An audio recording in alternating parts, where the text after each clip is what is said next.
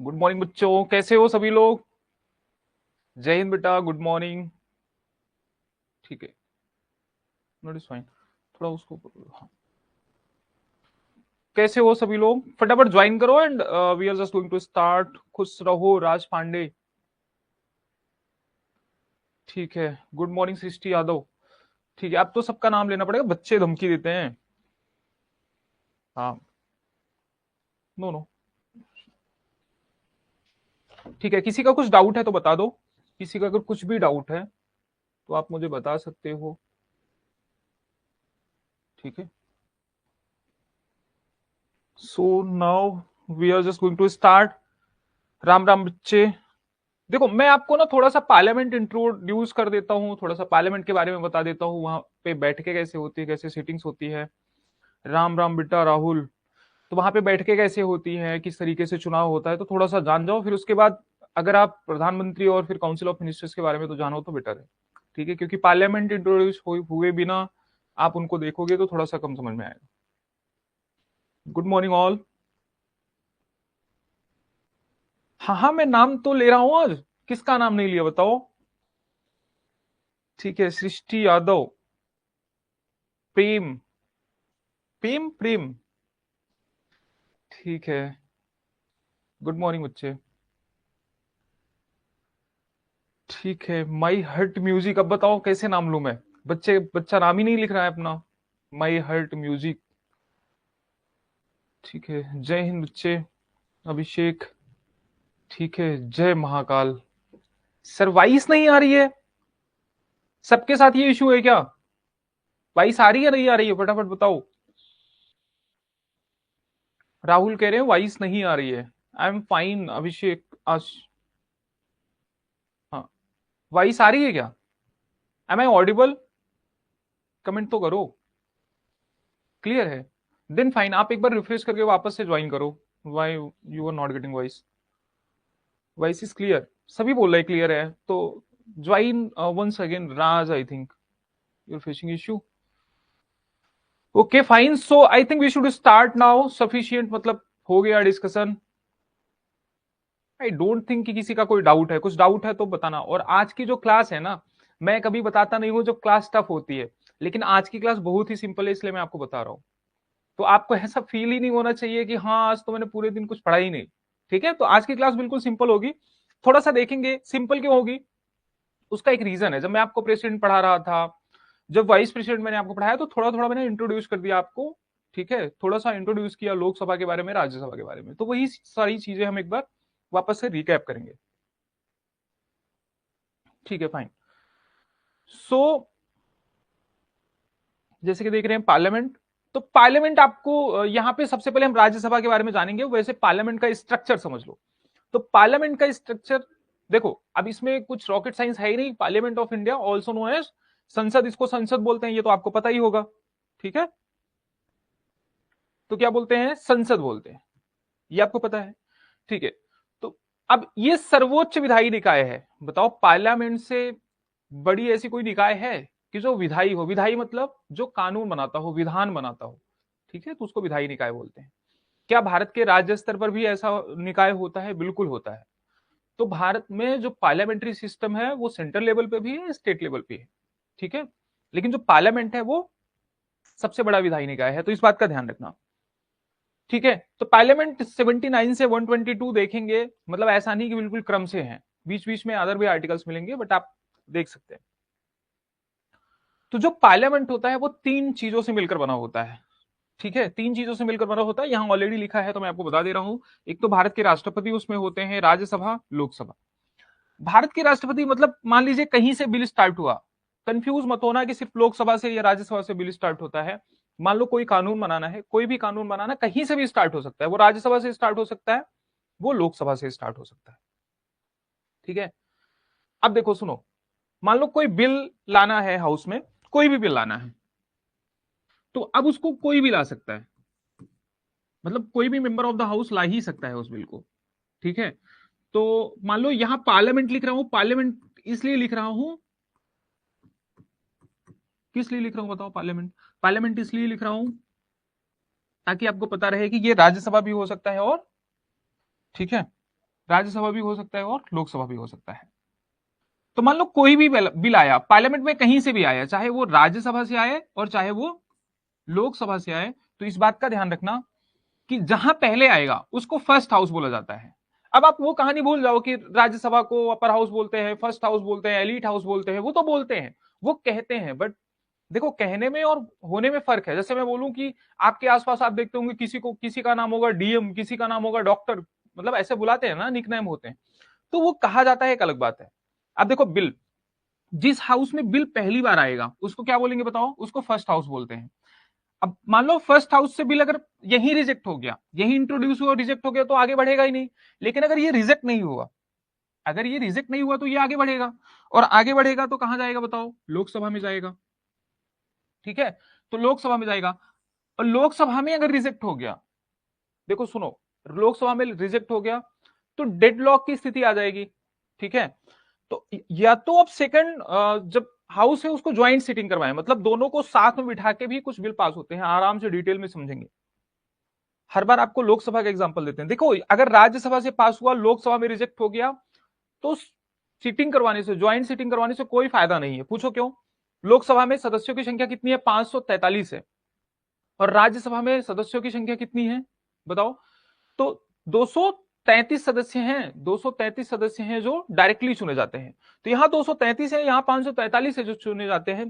तो joint seating में ये तो मतलब अगर ये रिजेक्ट किए हैं तो फिर से रिजेक्ट होगा, लेकिन फिर भी ज्वाइंट सीटिंग हो सकती है, ऐसा नहीं है कि ज्वाइंट सीटिंग नहीं हो सकती। तो सुनो, तो मान लो इन्होंने भी पास कर दिया, वो रिजेक्शन वाला भी छोड़ देते हैं, इन्होंने भी पास कर दिया, तो वो बिल एक्ट कब बनता है? जब प्रेसिडेंट ऑफ इंडिया अपना क्या देते हैं? एसेंट देते हैं। जब अपना एसेंट देते हैं तभी वो बिल क्या होता है? एक्ट बनता है। तो इसका मतलब प्रेसिडेंट ऑफ इंडिया जो होते हैं वो भारतीय संविधान, भारतीय संसद के एक अभिन्न अंग होते हैं। इस बात का बिल्कुल ध्यान रखना। ठीक है, तो सिर्फ एक लाइन याद रखना कि जो राष्ट्रपति होते हैं वो भारतीय संसद के अभिन्न अंग होते हैं। जो भारतीय संसद है, मतलब जो पार्लियामेंट है, वो 3 अंगों से मिलकर बना है। क्या? कौन कौन सा? लोकसभा, राज्यसभा और राष्ट्रपति।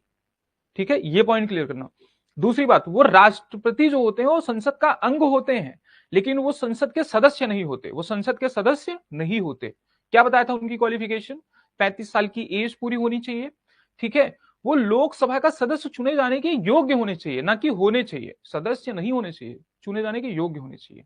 ठीक है, तो सिटीजन ऑफ इंडिया 35 साल की एज पूरी हो और लोकसभा का सदस्य चुने जाने के योग्य होने चाहिए और ऑफिस ऑफ प्रॉफिट होल्ड ना करते हो। ठीक है, ये 4 पॉइंट बताया था। ठीक है, तो ये पॉइंट समझ में आया होगा।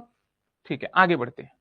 अब देखो, प्रेसिडेंट ऑफ इंडिया के बारे में सब कुछ मैंने आपको बता दिया था। यहां पे क्या बताया था? प्रेसिडेंट ऑफ इंडिया, ये तो मैंने आपको बता दिया है कि इंटीग्रल पार्ट होते हैं। देखो हिंदी में देखो कि एक अभिन्न अंग होते हैं संसद के, वो क्या है? अभिन्न अंग होते हैं, लेकिन वो संसद का सदस्य नहीं होते। इस बात का ध्यान रखना। जो संसद को बुलाना होता है या स्थगन करना, ठीक है, संसद को बुलाना क्या होता है बताओ? समनिंग करना, और स्थगन करना प्रोरोग करना। ठीक है, तो समन, प्रोरोग और डिसोल्यूशन। Dissolution of Lok Sabha. अच्छा ये बताओ, राज्यसभा को कौन डिसोल्यूशन करता है? राज्यसभा का डिसोल्यूशन कौन करता है? प्रेसिडेंट करता है, वाइस प्रेसिडेंट करता है, ये कौन करता है? डिप्टी चेयरमैन करता है। बताओ फटाफट कमेंट में बताओ। ठीक है, जल्दी बताओ, कमेंट करते रहो। तो सुनो, अब एक चीज ध्यान दे लो, एकदम नॉर्मल बता रहा हूं, आगे और डिटेल में बताऊंगा, इसलिए बता रहा हूं ताकि आगे जब बताऊं तो एक ही बार में समझ में आ जाए। ठीक है, तो मैंने बोला वो समन करते हैं हाउस। ठीक है, समन मतलब पहली बार बुलाना। फिर क्या करते हैं? प्रोरोग करते हैं। ठीक है, और क्या करते हैं बताओ? डिसोल्यूशन करते हैं।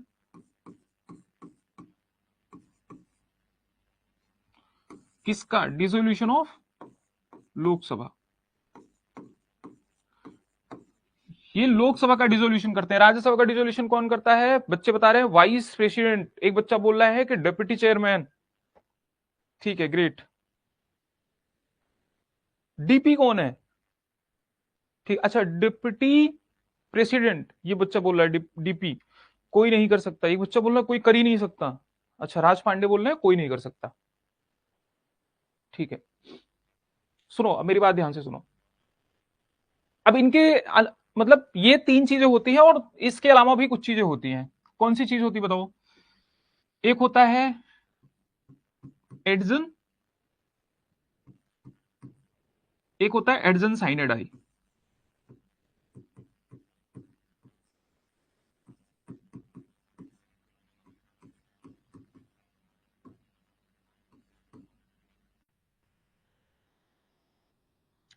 ठीक,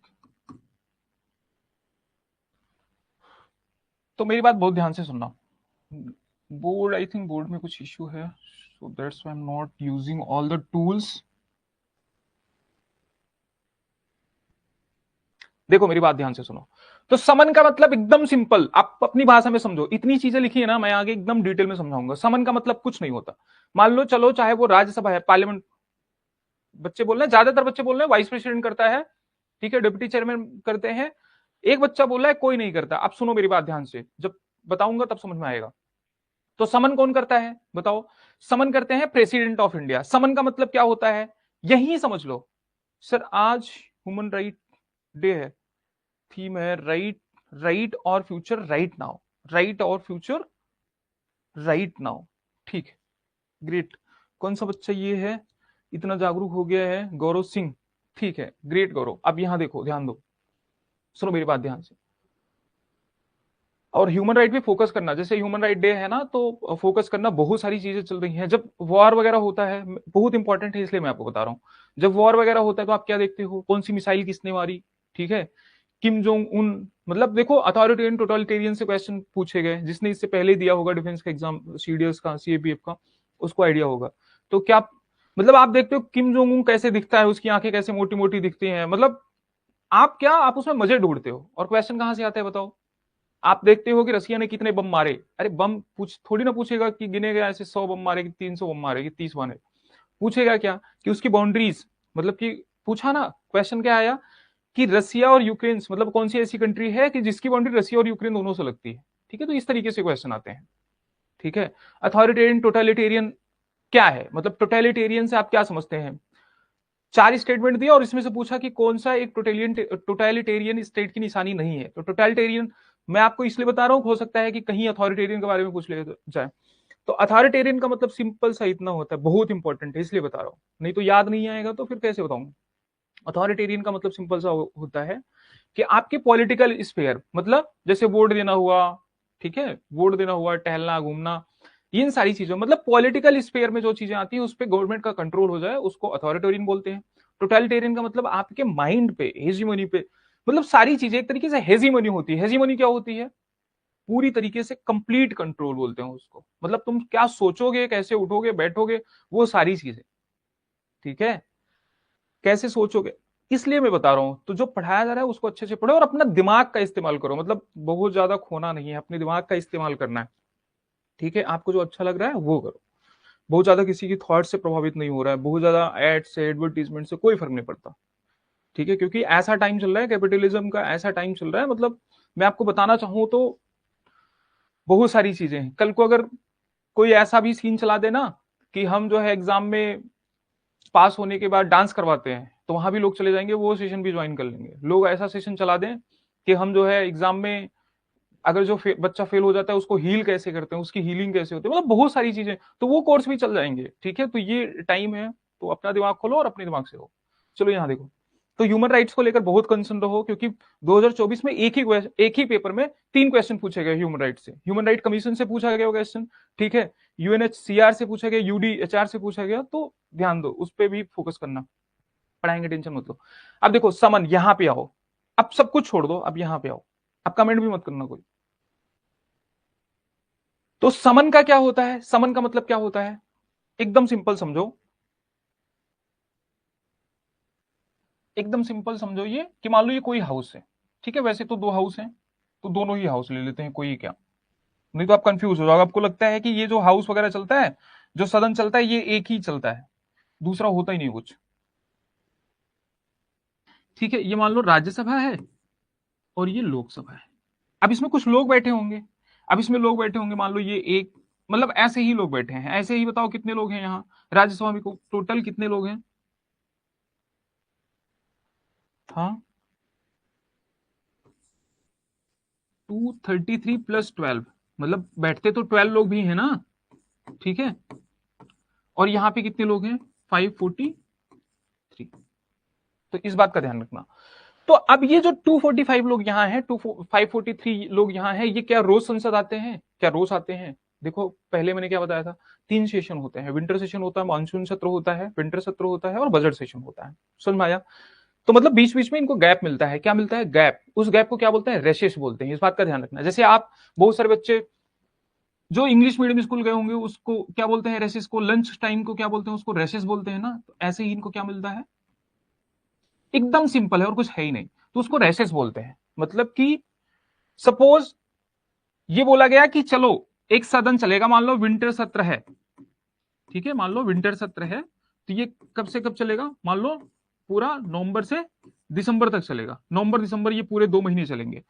तो बताओ इससे पहले, मतलब ये यहां सदन में बैठने कब आए? मान लो अभी चुनाव ही हुआ और पहला ही सदन विंटर सेशन चल रहा है, पहला ही सेशन विंटर सेशन चल रहा है। तो बताओ यहां पे आप ये बताओ कि क्या इससे पहले ये बैठे थे, हाउस में आए थे? लोकसभा की बात कर रहा हूं मैं, वैसे राज्यसभा में सेम होता है प्रोसेस। तो लोकसभा में क्या ये इससे पहले हाउस आए थे? नहीं आए थे। जब ये पहली बार हाउस में आते हैं बैठने के लिए, सीटिंग जब की जाती है इनकी, जब पहली बार हाउस में बैठने के लिए आते हैं तो इनको बुलाया जाता है। और कौन बुलाता है? उस प्रेसिडेंट बुलाता है। कौन बुलाता है? प्रेसिडेंट बुलाता है। तो उसी को समन बोलते हैं। अच्छा जब ये आएंगे, जब ये आएंगे तो आएंगे बीच में, देखो क्या बैठकें होती है, डिस्कशन होता है, क्वेश्चन पे किस तरीके से डिस्कशन होता है मैं आपको बताऊंगा पूरा, आपको पूरा का पूरा पार्लियामेंट में ले चलूंगा। वहां सुबह 11 बजे से लेकर शाम को लोकसभा में शाम को 6 बजे तक, राज्यसभा में शाम को 5 बजे तक क्या क्या चलता है, लंच कैसे करते हैं, सब बताऊंगा भाई, टेंशन मत लो, वहां ले चलूंगा मैं आपको। देखो फिर क्या होता है बीच में, देखो स्पीकर साहब बोलते हैं ना कि अब सभा स्टार्ट होगी 2 बजे से, 2:30 बजे से, 5 बजे से, या कल से, परसों से, मतलब डेट देते हैं कि 23 तारीख से, 25 तारीख से, ठीक है। तो जब डेट देकर बताते हैं कि ये सभा क्या होगी, कब से स्टार्ट होगी, तो ये बताएगा कौन? बताओ हाउस में कौन बताएगा? तो स्पीकर। तो उसको बोलते हैं क्या? बताओ उसको क्या बोलते हैं? एडजन बोलते हैं, ठीक है, ठीक है, तो स्पीकर बोलते हैं, एडजन बोलते हैं। जब समय बता के ये सारी चीजें की जाती है, वही समय ना बताएं। अगर ये बोल दें कि अब जो सेशन है अभी मतलब ये सत्र अभी समाप्त होता है अनिश्चित काल के लिए, अब वो पूरी तरीके से समाप्त नहीं हुआ, कोई ऐसा नहीं समझ लेगा कि छुट्टी हो गई, पूरा ये सत्र खत्म हो गया, ऐसा नहीं। उन्होंने सिर्फ टाइम नहीं बताया है। किसने? स्पीकर ने। अगर स्पीकर बताता है कि अभी अनिश्चित काल के लिए, मतलब अनिश्चित काल, टाइम नहीं बताया, यहां पे क्या बताया? टाइम। एडजन में क्या बताया बताओ? टाइम। और यहां पे अगर अनिश्चित काल के लिए, ठीक है, सदन को अनिश्चित काल के लिए अगर सदन को यह बता के छोड़ दिया जाता है कि अब मतलब कि ये सदन अनिश्चित काल के लिए स्थगित की जाती है, ठीक है, रोका जाता है, तो अगर ये स्पीकर ऐसा करे, उसके बीच में उसकी मर्जी कल ही बोले ना, तो कल ही सबको बोल देगा, कल ही सबको ये बोल देगा कि कल से फिर से आना है, परसों से फिर से आना है। तो एडजन साइनेडाई के बाद होता है, तो ये कौन करता है? स्पीकर करता है। ये दो चीजें स्पीकर करता है, ठीक है। और जो बीच में गैप होता है उसको क्या बोलते हैं? रेशेस होता है।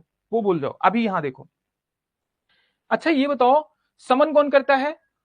समन कौन करता है बताओ? प्रेसिडेंट ऑफ इंडिया करते हैं, ठीक है। अच्छा सच ये समन हो गया।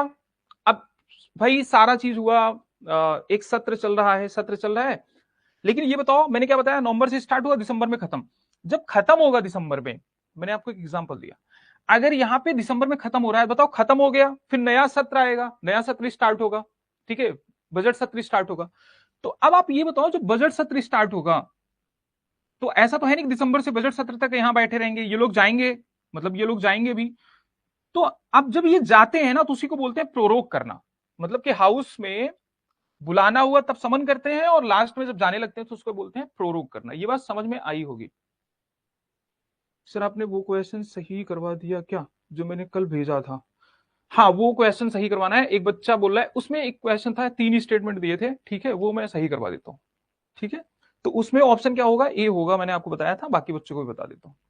जो डीपीपी मिली है उसको सॉल्व करो, जो क्वेश्चन सॉल्व करोगे तो दिमाग थोड़े खुलेंगे। वो क्वेश्चन बनाया मैंने ही है, ठीक है, वो किसी एग्जाम में आया नहीं है बट बनाया मैंने है। तो थोड़ा सा करोगे तो एक्सरसाइज होगी। जब बड़े बड़े क्वेश्चन देखो ना तो समझोगे हाँ वो क्वेश्चन फ्रेम किया है, वो पीवाईक्यू नहीं है। बहुत सारे मतलब उसमें से आपको जो मैं डीपीपी प्रोवाइड करता हूँ उसमें से 8-10 क्वेश्चन आपको पीवाईक्यू भी मिल जाएंगे, किसी में 2-3 मिलेंगे, और ठीक है ज्यादातर क्वेश्चन मैंने बनाया। यहां देखो प्रोरोग का मतलब समझ में आ गया, ठीक है। तो तो प्रोरोग कौन करता है? ये भी प्रेसिडेंट ऑफ इंडिया करते हैं। प्रोरोग का मतलब क्या हुआ? सत्र के खत्म होने के बाद प्रेसिडेंट बोलते हैं कि अब ये सत्र खत्म होता है, अब ये सत्र खत्म होता है आगे। तो जो नोटिस वगैरह होती है वो खत्म हो जाती है, बिल रहता है, बताएंगे वो डिटेल्स में आपको बताएंगे।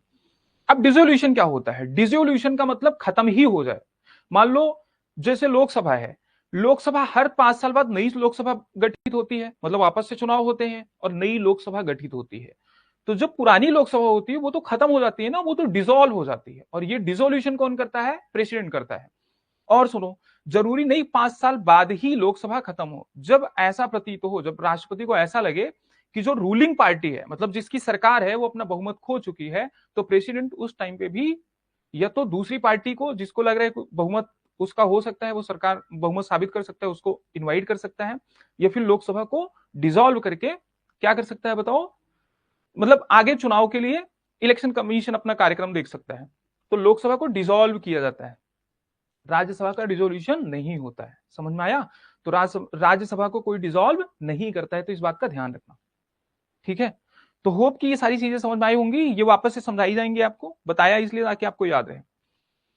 तो बताओ, आप ध्यान से सुनो। अब बताओ, संसद को बुलाता कौन है? प्रेसिडेंट। स्थगित कौन करता है? प्रेसिडेंट। डिसोल्यूशन कौन करता है? प्रेसिडेंट। तो इस बात का ध्यान रखना।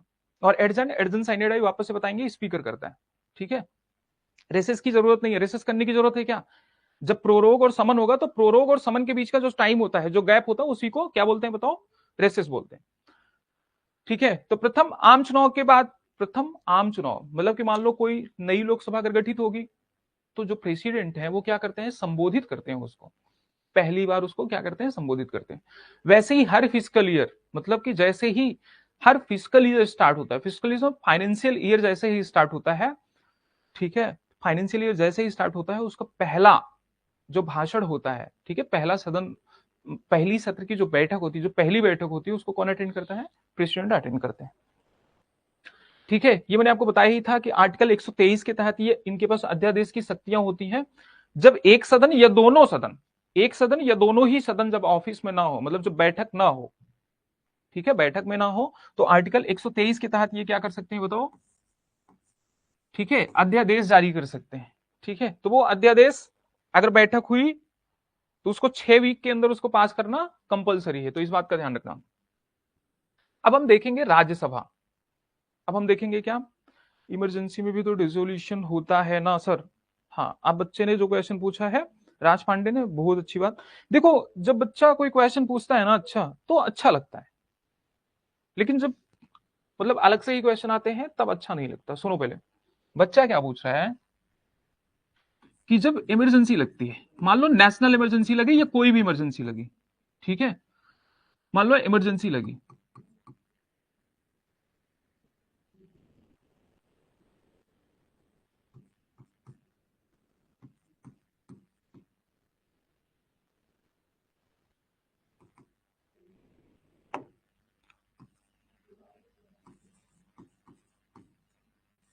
ठीक है, मान लो नेशनल इमरजेंसी लगी, तो बताओ नेशनल इमरजेंसी के टाइम पे हाउस को डिसॉल्व करेंगे या नहीं? मतलब जो स्टेट के हाउस होते हैं उसको डिसॉल्व करेंगे या नहीं?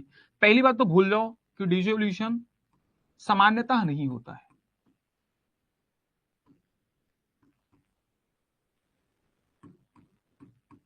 मतलब कर सकते हैं, लेकिन वो एक अलग प्रोसेस है, सामान्यता नहीं होता है। आप दिमाग लगाओ क्यों नहीं होता है डिसोल्यूशन? जो स्टेट की विधानसभाएं होती हैं उनका डिसोल्यूशन क्यों नहीं होता है नेशनल इमरजेंसी के टाइम पे?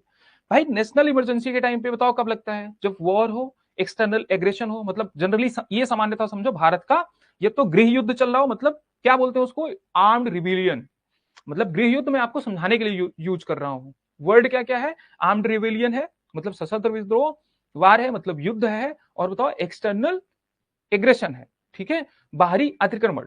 तो ये तीन चीजें हैं, तीन चीजें ही मेंशन है, चौथा नाम नहीं है, लेकिन मैं बता रहा हूं। इंटरनल आर्म्ड रेवलियन का मतलब हो गया कि एक बार से सशस्त्र विद्रोह, मतलब घर में ही युद्ध चालू हो गया, या फिर बाहर से कोई आक्रमण करे, करने का प्रयास करे, यही है ना तीन चीजें। बताओ, तो भारत पे आप बताइए, तो क्या जितने राज्य हैं उनकी विधानसभाओं को क्या भंग कर देंगे? क्यों भंग करेंगे? फिर उनका काम कैसे चलेगा? तो नहीं करते हैं। पहली बात ये समझ लो, प्रेसिडेंट रूल में ऐसा करते हैं, प्रेसिडेंट रूल में ऐसा करते हैं।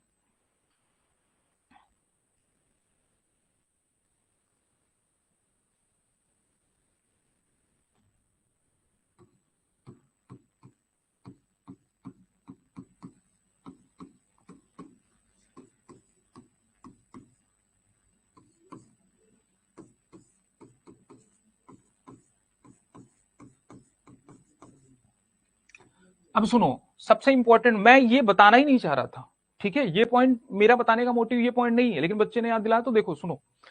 अब कब डिसॉल्व करेंगे? जब प्रेसिडेंट रूल लग जाए। प्रेसिडेंट रूल लग जाए मतलब वो बात ही नहीं मान रहे हैं, मतलब भारत की बात ही नहीं मान रहा है स्टेट। जब बात ही नहीं मान रहा, अपनी मर्जी से ऐसे ही चलोगे क्या? भारत के हिसाब से चलना पड़ेगा ना। तो बात नहीं मान रहा है तो फिर क्या कर देंगे बताओ? इनकी लेजिस्लेटिव असेंबली को क्या कर देंगे? डिसॉल्व कर देंगे। ये पहला पॉइंट।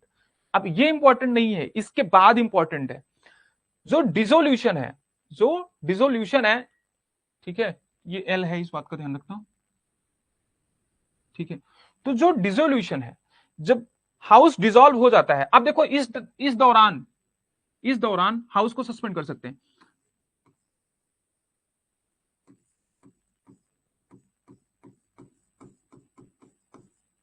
मैंने क्या बोला? होता है नहीं, हो सकता है, हाउस डिसॉल्व हो सकता है। हाउस को सस्पेंड भी कर सकते हैं, मतलब हाउस डिसॉल्व नहीं भी करेंगे, ठीक है, हाउस डिसॉल्व नहीं भी करेंगे, सस्पेंड भी कर देंगे, ये भी समझ लो। मतलब पूरी तरीके से विधानसभा को भंग नहीं करेंगे। डिसोल्यूशन का मतलब क्या होता है? भंग कर देना, ठीक है। बस उसके काम को निलंबित कर देंगे, कार्य को निलंबित कर सकते हैं। वो यहां भी कर सकते हैं नेशनल इमरजेंसी के टाइम पे। बताओ, नेशनल इमरजेंसी के टाइम पे आपने पढ़ा होगा, नेशनल इमरजेंसी के टाइम पे स्टेट लिस्ट पर कौन बना सकता है कानून? आर्टिकल 250 पढ़ोगे तो समझ में आएगा कौन बना सकता है कानून। तो नेशनल इमरजेंसी के टाइम पे centre as well as state, मतलब स्टेट भी स्टेट लिस्ट पे कानून बना सकता है, और जो पार्लियामेंट है वो भी कानून बना सकती है। तो अगर ये डिसॉल्व हो जाती तो कानून कैसे बनाती बताओ? आर्टिकल 250 पढ़ना जाके, ठीक है।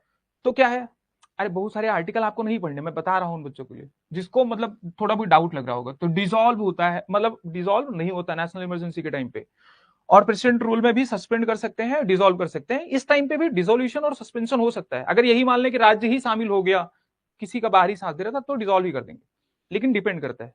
तो हमेशा हर कथन में ये मत समझना कि प्रेसिडेंट रूल लग गया, नेशनल इमरजेंसी लग गई तो हाउस डिसॉल्व हो जाएगा, मतलब लेजिस्लेटिव असेंबली डिसॉल्व हो जाएगा, स्थगित मतलब खत्म हो जाएगा, भंग हो जाएगा। तो ऐसा नहीं होता है, ठीक है। अब सुनो, ये इंपॉर्टेंट नहीं था, इंपॉर्टेंट ये था कि अगर हाउस सस्पेंड हुआ है, हाउस सस्पेंड हुआ है,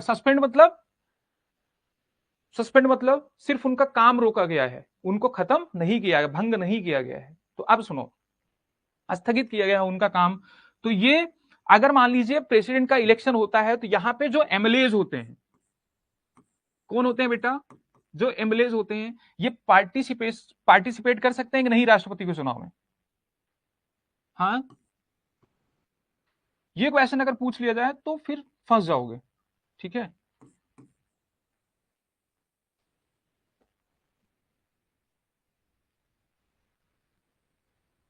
तो क्या है? They can participate.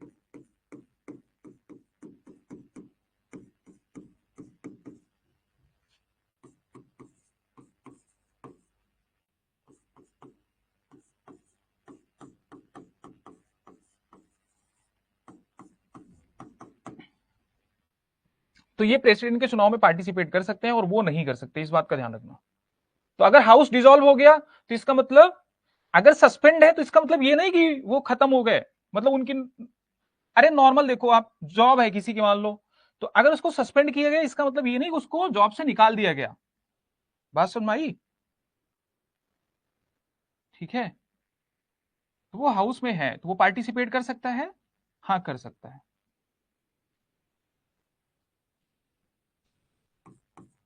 यहां पे लिखो दे कैन नॉट,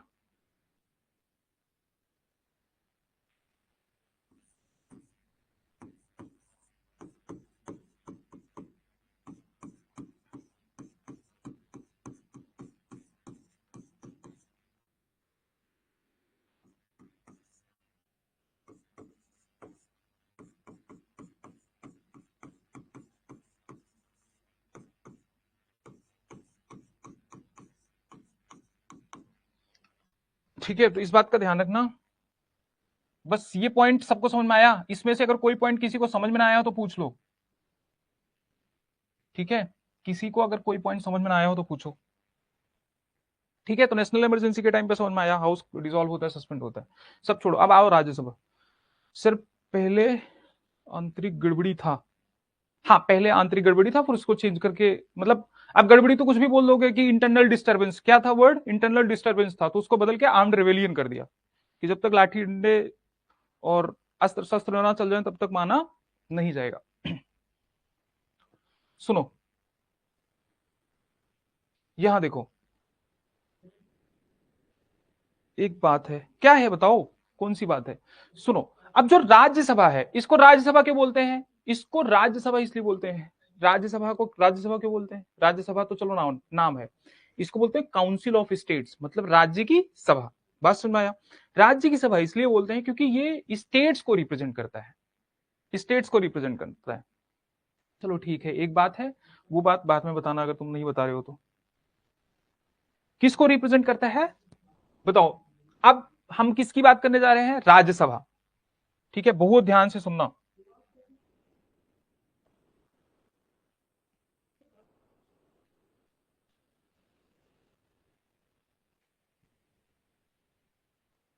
सुनो, तो यहां पे मैंने आपको बताया क्या कौन होता है बताओ? यहां पे चेयरमैन होते हैं। चेयरमैन मतलब बताओ? प्रेसिडेंट। ठीक है, आज राइटिंग के लिए क्षमा करिएगा आप लोग, क्योंकि थोड़ा सा बोर्ड में कुछ इशू आ रहा है, तो आई थिंक ठीक है। और मेरा ये फेवरेट स्टूडियो है, तो I don't change generally studio. देखो यहां पे ध्यान से सुनो, तो सबसे ऊपर कौन होता है? चेयरमैन होता है, फिर डेप्यूटी चेयरमैन होता है,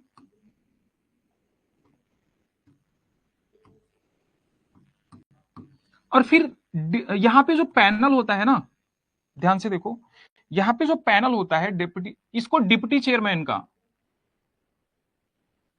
इसको क्या बोलते हैं? Deputy, panel of deputy chairman बोलते हैं।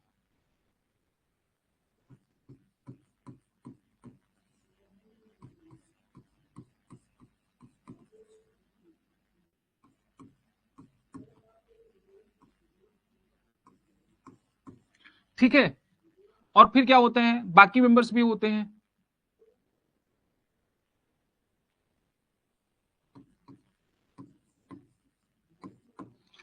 अब यहां पे सिर्फ एक ही बाहरी पर्सन है जो इस हाउस का सदस्य नहीं है, कौन है वो? चेयरमैन है। ठीक है, तो वो कौन है? चेयरमैन। एमएलए करते हैं आपने बोले थे, एमपी। अरे मेरे बच्चे, मैं बोल रहा हूं एमएलए तो करते ही हैं पार्टिसिपेट प्रेसिडेंट के चुनाव में, मैं कहां मना कर रहा हूं। लेकिन ये बताओ, जो हाउस डिसॉल्व हो गया है, जो हाउस डिसॉल्व हो गया, डिसॉल्व मतलब भंग हो गया, जो हाउस जहां पे चुनाव ही नहीं हुआ है, बताओ वहां के एमएलए कैसे पार्टिसिपेट करेंगे प्रेसिडेंट के चुनाव में? वो तो कर ही नहीं सकते ना। तो हाउस सस्पेंड भी हो सकता है और डिसॉल्व भी हो सकता है।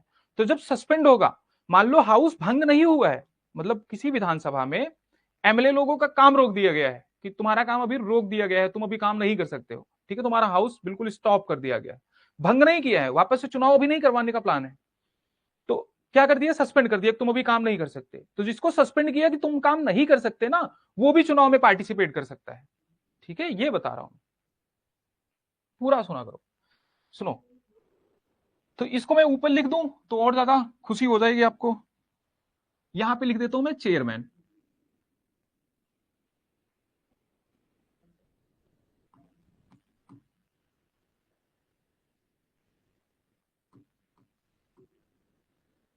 चेयरमैन मतलब कौन होता है बताओ? वाइस प्रेसिडेंट होता है ये, तो इस बात का ध्यान रखना। तो वाइस प्रेसिडेंट जो होता है, जो चेयरमैन होता है, वो हाउस का सदस्य होता है नहीं। तो ये सारे क्या कौन हो गए बताओ? मेंबर्स हो गए। और इसमें एक होता है क्या, कौन? Deputy chairman. तो ये डिप्टी चेयरमैन होता है, और इसका एक पैनल होता है, और बाकी के मेंबर्स होते हैं। मेंबर्स में दो दो टाइप के मेंबर्स आते हैं।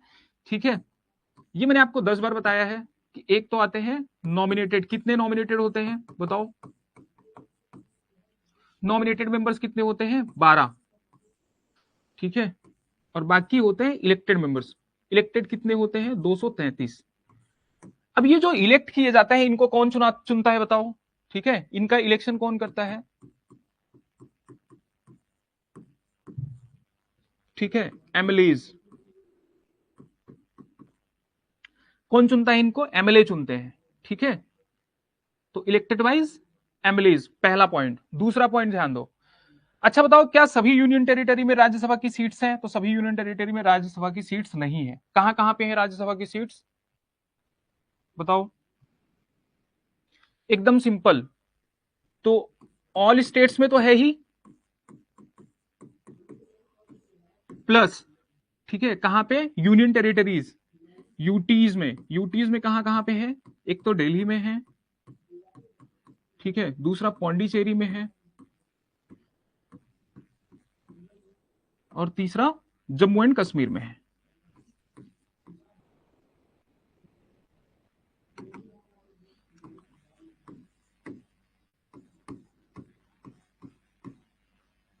ठीक है, जम्मू एंड कश्मीर में है।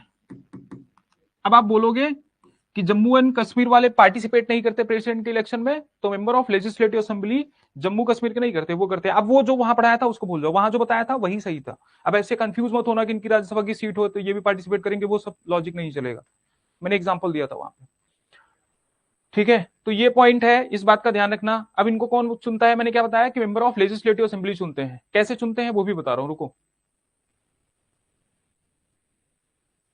ठीक है, कैसे चुनते हैं वो भी बता रहा हूं।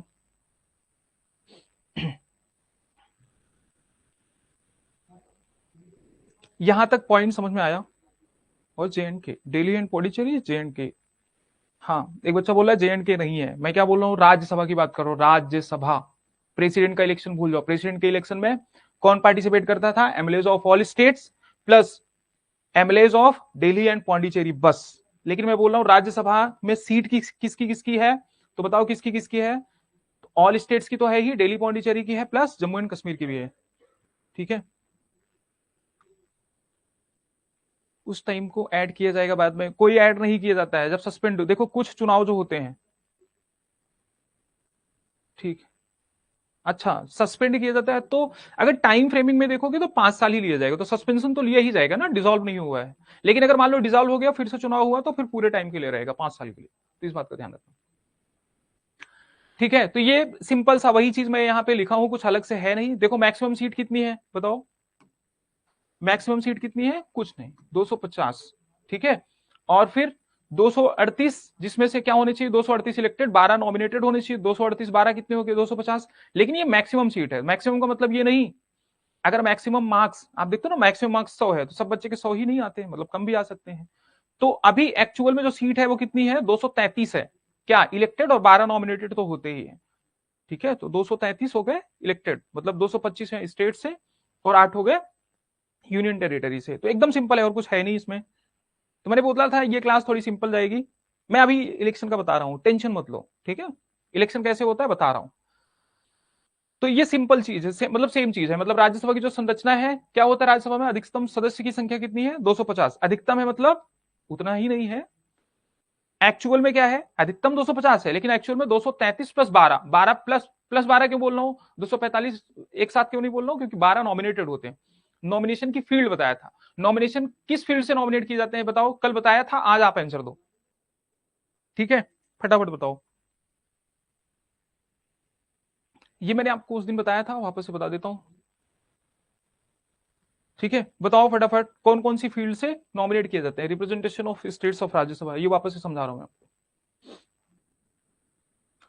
सर नेशनल इमरजेंसी के टाइम पर राष्ट्रपति राज्यसभा को भी भंग कर सकता, नहीं कर सकता भाई, राज्यसभा भंग होती नहीं, किसी भी कंडीशन में राज्यसभा को भंग नहीं किया जा सकता। ठीक है, जब से गठित हुई है तब से राज्यसभा को भंग नहीं किया गया है। बता रहा हूं राज्यसभा के बारे में। आर्ट साइंस स्पोर्ट्स, नहीं स्पोर्ट्स वगैरह नहीं है, ये देखो आर्ट साइंस स्पोर्ट्स। राज पांडे क्या कर रहे हो तुम। ठीक है सुनो, तो क्या है, द रिप्रेजेंटेटिव्स ऑफ, यहाँ पे देखो राज्यसभा में राज्यों के प्रतिनिधियों का चुनाव राज्य विधानसभाओं द्वारा किया जाता है, ये तो बता ही दिया आपको। ठीक है, निर्वाचित सदस्यों द्वारा किया जाता है, मतलब जो इलेक्ट होंगे वही इलेक्टेड मेंबर्स जो हैं वो पार्टिसिपेट करेंगे। राज्यसभा का चुनाव कौन सी प्रणाली से होता है बताओ, STVPR, मतलब single transferable vote and proportional representation से ही किया जाता है। ठीक है, अभी तक आपने जितने चुनाव पढ़े हैं सब STVPR से किया जाता है। एक बच्चा बोल रहा है art science social service and literature, बिल्कुल ग्रेट। ठीक है, तो इस बात का ध्यान रखना। मैंने क्या बोला अभी, बोला कुछ बच्चे ने कमेंट किया था वही बोला, याद रखना हो। तो अब सुनो, अच्छा राज्यसभा में कौन से स्टेट्स की कितनी सीट होगी, कहां दिया गया है, फोर्थ शेड्यूल में दिया गया है। कहां पे दिया गया है, फोर्थ शेड्यूल में दिया गया है। ठीक है, भारतीय संविधान के फोर्थ शेड्यूल। शेड्यूल क्या है, शेड्यूल में मतलब एडिशनल इंफॉर्मेशन होती है, मैंने आपको बताया। तो फोर्थ शेड्यूल में दिया गया है कि किस स्टेट की राज्यसभा में कितनी सीट्स होंगी, पहली बात। तो लोकसभा का कहां दिया गया है, तो लोकसभा का आरपीए एक्ट 1950 मतलब रिप्रेजेंटेशन ऑफ पीपल एक्ट जो है 1950 उसके फर्स्ट शेड्यूल में दिया गया है। कहां पे दिया गया है बताओ, यहां पे लिखा होगा, हाँ उसको उसके फर्स्ट शेड्यूल में दिया गया है, तो इस बात का ध्यान रखना, ठीक है। और सेकंड शेड्यूल में राज्यों का दिया गया है, ठीक है, लेजिस्लेटिव असेंबली। अब सुनो, इन द स्टेट्स, अब क्या है कि इंटर इंटर स्टेट पैरिटी, ये उस दिन बताया था, inter state and intra state parity, अगर किसी को याद हो तो बताओ, वापस से बता रहा हूं मैं, ठीक है, ये भी बताया था। इंटर स्टेट और इंट्रा स्टेट मुझे पक्का पता था, ये सचिन का नॉमिनेशन कौन से फील्ड से आया था, सचिन तेंदुलकर भी एक बार नॉमिनेट हुआ था। तो अब सुनो, सचिन तेंदुलकर का ना अगर तुम सर्च करोगे, पहली बात तो ये कोई जानकारी नहीं है। अब वो उनका किस में आता है, वो एक बहुत बड़े मतलब वेलफेयरिस्ट हैं, मतलब वेलफेयरिस्ट मतलब वो ट्रस्टीशिप में जो काम करता है। वैसे स्पोर्ट्स भी आर्ट में आता है, पहली बात तो ये समझ लो, स्पोर्ट्स भी आर्ट में आता है। बट सचिन स्पोर्ट्स से मतलब उस कंट्रोवर्सी में जाना ही नहीं चाहता कि सचिन स्पोर्ट्स से चुने गए थे कि या वेलफेयरिज्म से चुने गए थे, ठीक है, जो लोगों का भला करता है। तो ये उसको किस में आएगा बताओ, सोशल सर्विस में, ठीक है। तो अब सुनो, क्यों क्यों इतना डाइकोटमी नहीं होती है, क्यों डायरेक्टली ये डिफाइन नहीं कर सकते, क्योंकि वो नॉमिनेट करते हैं, प्रेसिडेंट का डिस्क्रिप्शन होता है, ठीक है, नॉमिनेट करने के टाइम पे। तो आप उसको आर्ट भी समझ सकते हो और सोशल सर्विस भी। मुझे पता था सचिन तेंदुलकर का बच्चा पूछेगा। 42nd कॉन्स्टिट्यूशनल अमेंडमेंट एक्ट 1976, तो स्पोर्ट्स नहीं है, सचिन तेंदुलकर को चुना गया था तो स्पोर्ट्स नहीं है, इस बात का ध्यान रखना। सिर्फ 4 फील्ड है, ठीक है, बताया क्या है, आर्ट है, लिटरेचर, सोशल सर्विस है और साइंस है।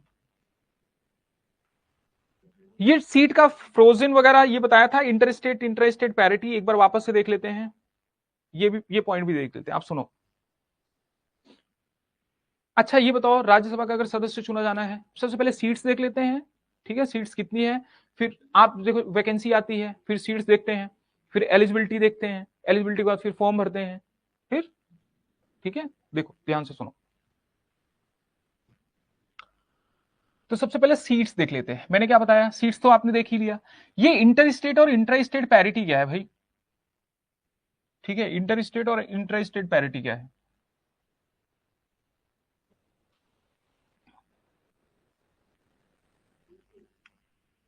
एकदम सिंपल समझना, उस दिन भी समझाया था, आज भी समझा रहा हूं। मान लो ये राजस्थान है, क्या है, राजस्थान है,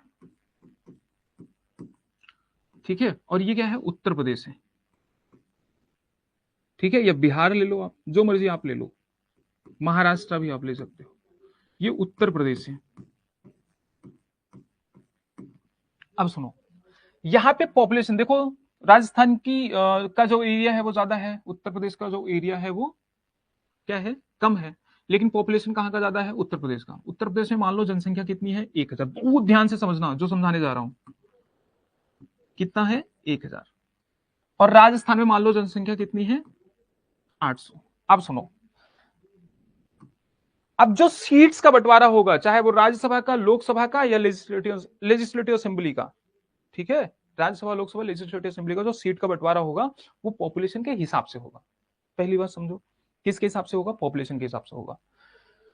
पॉपुलेशन के हिसाब से होगा मतलब, अगर अब सुनो, यहां पे मैंने हाइपोथेटिकल नंबर लिया है, मान लो यहां पे सिर्फ 800 लोग हैं और यूपी में 1000 है। ज्यादा क्यों लिया आपको पता है, क्योंकि यहां पॉपुलेशन ज्यादा है, यहां पॉपुलेशन कम है, इसका एरिया ज्यादा है, इसका एरिया कम है।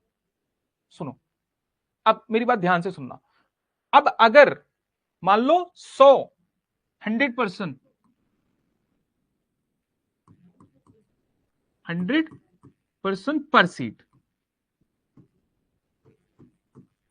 अगर 100% पर सीट है तो उत्तर प्रदेश में कितनी सीट होगी बताओ, 1000 को 100 से डिवाइड कर दो, कितनी सीट हो गई बताओ फटाफट, 10 सीट हो गई। और यहां पे कितनी सीट हो गई, ठीक है, यहां पे कितनी सीट हो गई, 8 सीट हो गई, यही हुई ना। तो मतलब इस राज्य को मिल गए 8 सीट और इस राज्य को मिल गए 10 सीट। ये पॉइंट समझ में आया होगा। अब सुनो, ये तो हो गया क्या, inter state parity. Inter state मतलब पॉपुलेशन के हिसाब से, ठीक है। दूसरी बात सुनो, बहुत ध्यान से सुनना, अब इंटर स्टेट पैरिटी भी होनी चाहिए। अब मान लो, ऐसा तो जरूरी नहीं कि हर, मान लो इसका एरिया कुछ भी है, अब यहां पे इतना बड़ा एरिया आया, यहां पे इतना बड़ा, और यहां पे मैंने इतना बड़ा एरिया ले लिया। अब मेरी बात ध्यान से सुनो, बाकी अब मतलब एक्स्ट्रा दिमाग मत लगाना, जो काम की बात बता रहा हूं उसको समझो बस। मान लो ये 15 किलोमीटर स्क्वायर का एरिया है, 15 वर्ग किलोमीटर का एरिया है, और ये कितने का एरिया है, ये मान लो सिर्फ 5 वर्ग किलोमीटर का एरिया है। मान लो ये सिटी टाइप एरिया है, ठीक है, और ये रूरल एरिया है। तो यहां 5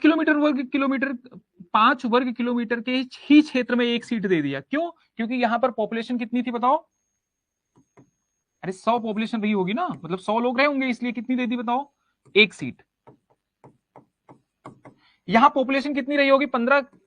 यहां भले एरिया ज्यादा है, यहां पे बताओ, यहां पे भी 100 पर्सन रहे होंगे, मतलब यहां 15 किलोमीटर, 15 वर्ग किलोमीटर में 100 लोग हैं, यहां 5 वर्ग किलोमीटर में 100 लोग हैं। आप इमेजिन करो आपके आसपास क्षेत्र मिल जाएंगे, मतलब थोड़ी सी ही जगह में बहुत सारे लोग होंगे और बहुत सारी जगह खाली पड़ी है, वहां पे बहुत कम घर होंगे, बहुत कम लोग होंगे। तो यहाँ 15 वर्ग किलोमीटर में 100 लोग हैं, इसका मतलब यहाँ पे एक सीट दे दी। अब देखो यहाँ पे क्या एरिया देख के सीट दिया है? नहीं। अब देखो इसको बोलते हैं इंट्रा स्टेट पैरिटी, मतलब घर के अंदर, मतलब स्टेट के अंदर ही ये चीज देखा। ये पहला पॉइंट हो गया। तो सीट का एलोकेशन इस हिसाब से हुआ है। लेकिन अब बात आती है, ये मेरी बात बहुत ध्यान से समझना, ठीक है, बहुत ध्यान से समझना। अब ये बात आती है कि जो पॉपुलेशन है, जो मैंने ये 1000 पॉपुलेशन, 800 पॉपुलेशन मानी, ये कौन से सेंसस की मानी है? सेंसस कब होता है? हर 10 साल में एक बार सेंसस होता है, ठीक है, हर 10 साल में एक बार सेंसस होता है। तो 51 में, 61 में, 71 में, ठीक है, इसी तरीके से 81 में, 91 में, 2001 में। अब आप बोलोगे 2011 में और फिर 2021 में नहीं हुआ, तो पेंडिंग है।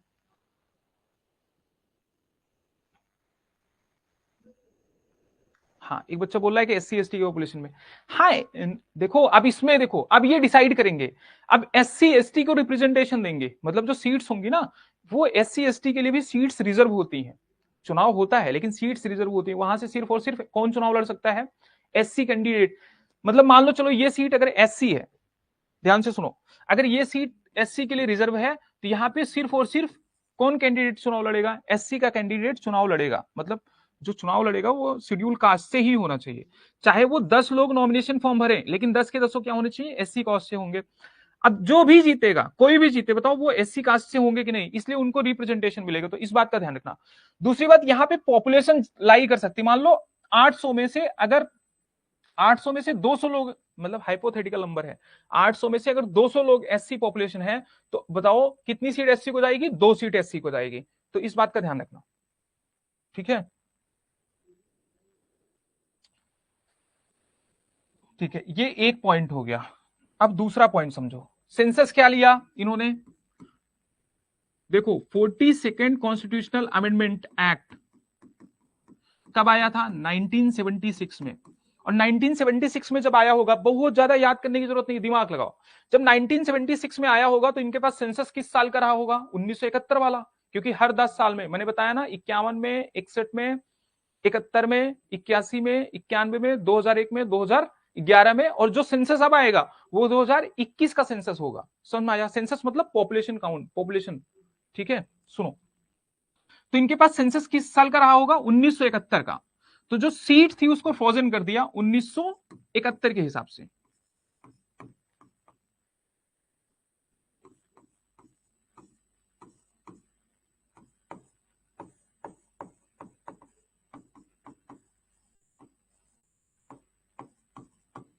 सीट्स को फ्रोजन कर दिया 1971 की पॉपुलेशन के हिसाब से। ये बात समझ में आई होगी, ठीक है। कौन से संविधान संशोधन से? 42वें संविधान संशोधन से। क्यों फ्रोज कर दिया? यहां तो एक तो नॉर्थ ईस्ट के स्टेट्स देखो, और ऊपर से साउथ के स्टेट्स देख लो, ठीक है, जैसे केरला हो गया, तमिलनाडु हो गया, कर्नाटका हो गया, तो ये स्टेट्स देख लो।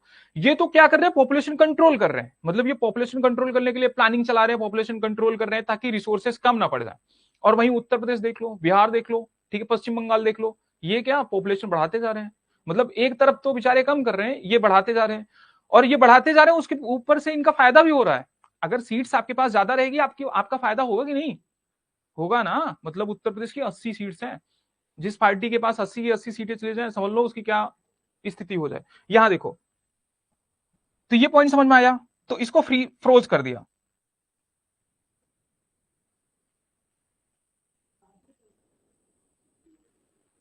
ठीक है, इसको क्या कर दिया? फ्रोज कर दिया। तो ये पॉइंट समझ में आया होगा। अब आगे देखते हैं।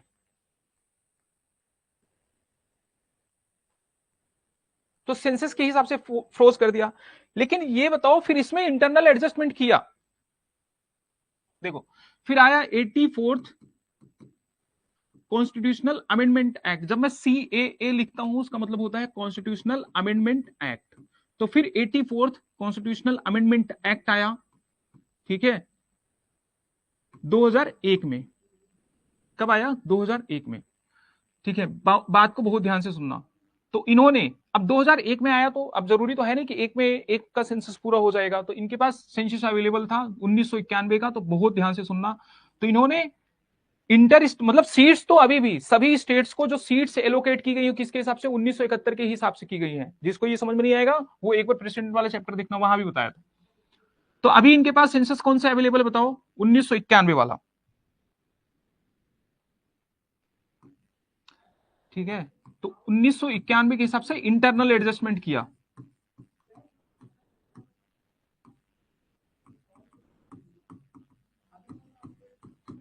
ठीक है।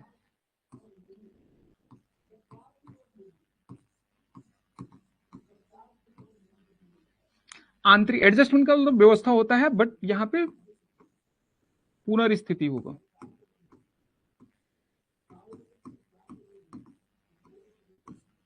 ठीक है। तो फिर आंतरिक एडजस्टमेंट किया, मतलब इंटरनल एडजस्टमेंट किया 84th कॉन्स्टिट्यूशनल अमेंडमेंट एक्ट के द्वारा। फिर उसके बाद 87th, बता रहा हूं इंटरनल एडजस्टमेंट क्या होता है। कॉन्स्टिट्यूशनल अमेंडमेंट आया 2003 में। अब इनके पास सेंसस अवेलेबल का था कब का बताओ? 2001 का। ये 1991 का सेंसस है। सेंसस मतलब पॉपुलेशन काउंट, ठीक है।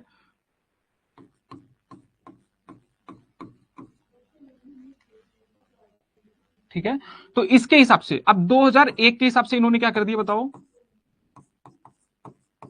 इंटरनल एडजस्टमेंट कर दिया।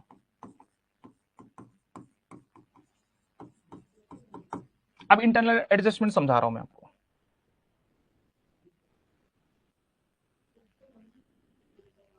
एकदम सिंपल है, कुछ है ही नहीं इसमें।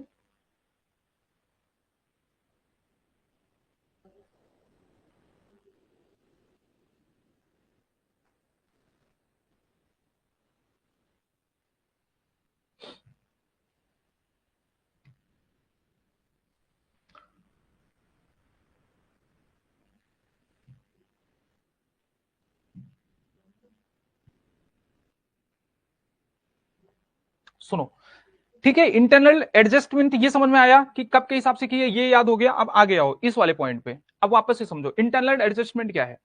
मतलब राज्यों को तो उतनी ही सीट प्राप्त है, राज्यों की सीटों में कम ज्यादा नहीं हुआ। राज्य को 1971 के पॉपुलेशन के हिसाब से ही सीट प्राप्त है, उसके बाद सीट्स बढ़ाई नहीं गई। लेकिन ये बताओ, ऐसा भी तो हो सकता है, जैसे मैंने आपको एग्जांपल दिया था कि मान लो एससी की पॉपुलेशन यहां कितने 20 थी, अब 20 से 30 हो गई, और पूरे स्टेट की पॉपुलेशन अगर 800 ही है। सुनो, गलत बताया मैंने। मतलब मैंने बताया कि अगर एससी की पॉपुलेशन 200 है तो 2 सीट हो गई। तो अगर यहां मान लो पॉपुलेशन एससी की पॉपुलेशन 200 से 300 चली जाती है और पूरे स्टेट की पॉपुलेशन 800 ही रह जाती है, तो सीट तो तब भी उतनी ही रहेंगी। लेकिन जो पहले एससी को 2 सीट थी, अब वो एससी को 3 सीट हो जाएगी कि नहीं? ठीक है, ये समझ में आया? नहीं समझ में आया तो वापस से देखो। मान लो उत्तर प्रदेश की पॉपुलेशन जो है वो अब बढ़ के हो गई, बात सुनो, बढ़ के हो गई, चलो 2000 नहीं, चलो 1500 हो गई। कितनी हो गई? 1500। सीट कितनी है? 10। तो क्या सीट 15 हो गई? सीट 15 नहीं हुई, पॉपुलेशन बढ़े भले कितनी हो गई, ये पॉपुलेशन है ना।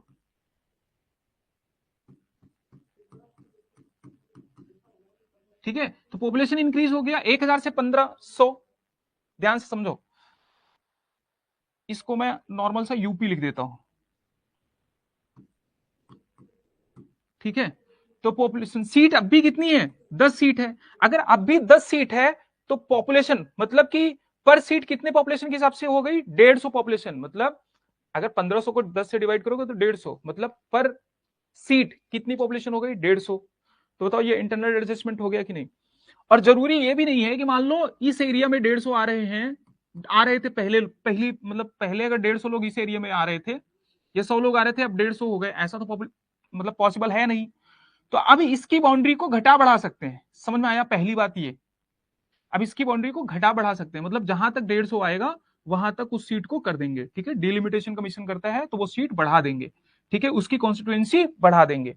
तो ये समझ में आया होगा। तो अब सीट को किसके हिसाब से कर दिया, अब 2001 की पॉपुलेशन के हिसाब से कर दिया, 87th कॉन्स्टिट्यूशनल अमेंडमेंट एक्ट के हिसाब से। ये पहला पॉइंट था।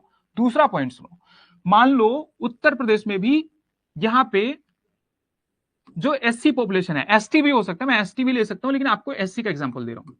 मान लो पहले यहां भी कितने एससी सीट कितनी थी, एससी लोग सिर्फ 100 थे, शेड्यूल कास्ट के सिर्फ 100 लोग थे। कितने लोग थे, 100। तो इसमें शेड्यूल कास्ट के लिए इसमें से कितनी सीट रिजर्व हुई थी, सिर्फ 1 सीट रिजर्व। भाई अगर टोटल पॉपुलेशन 1000 है, ठीक है, और 100 मतलब पर 100 पॉपुलेशन पर 100 लोगों पे 1 सीट दिया है, 1000 लोगों पे 10 सीट दिया है, तो अगर एससी पॉपुलेशन सिर्फ 100 लोग है तो एससी के लिए सीट कितनी रिजर्व होंगी, सिर्फ 1 सीट रिजर्व।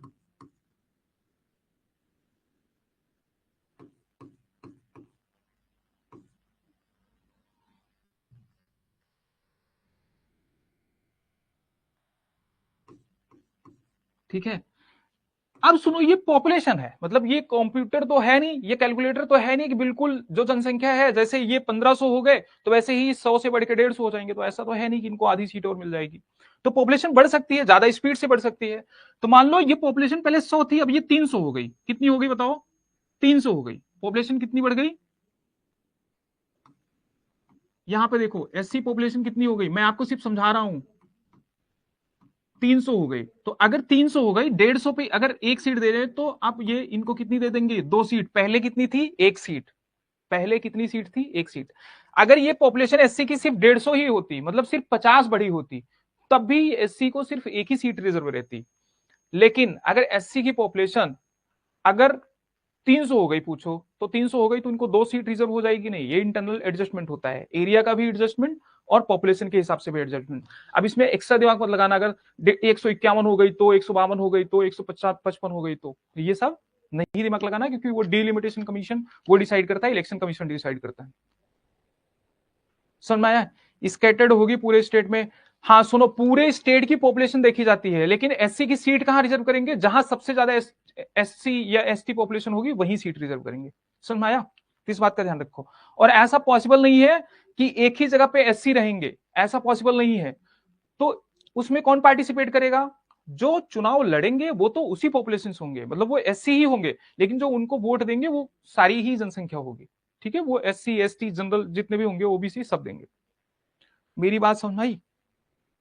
ठीक है, तो बस यही था। ये मैंने आपको पॉइंट बता ही दिया कि only Delhi, Puducherry and Jammu and Kashmir have representation in Rajya Sabha. Hindi में देखो, क्या सिर्फ दिल्ली, पुदुचेरी और जम्मू एंड कश्मीर, मतलब दिल्ली, पौंडीचेरी एंड जम्मू एंड कश्मीर को ही राज्यसभा में प्रतिनिधित्व है। ये बात याद रखना। अन्य केंद्र शासित प्रदेशों की आबादी इतनी कम है कि उनको रिप्रेजेंटेशन दिया ही नहीं गया है। अच्छा, अन्य यूटीज जो है, क्या वहां पे लोकसभा सीट है, बताओ, लोकसभा सीट है सभी यूटीज में, क्या लोकसभा सीट है, बताओ फटाफट। ये पॉइंट आपको पता ही था। Art, literature, science and social service, यहां से नॉमिनेट करते हैं। नॉमिनेटेड मेंबर कहां होते हैं, यहां पे होते हैं। ठीक है,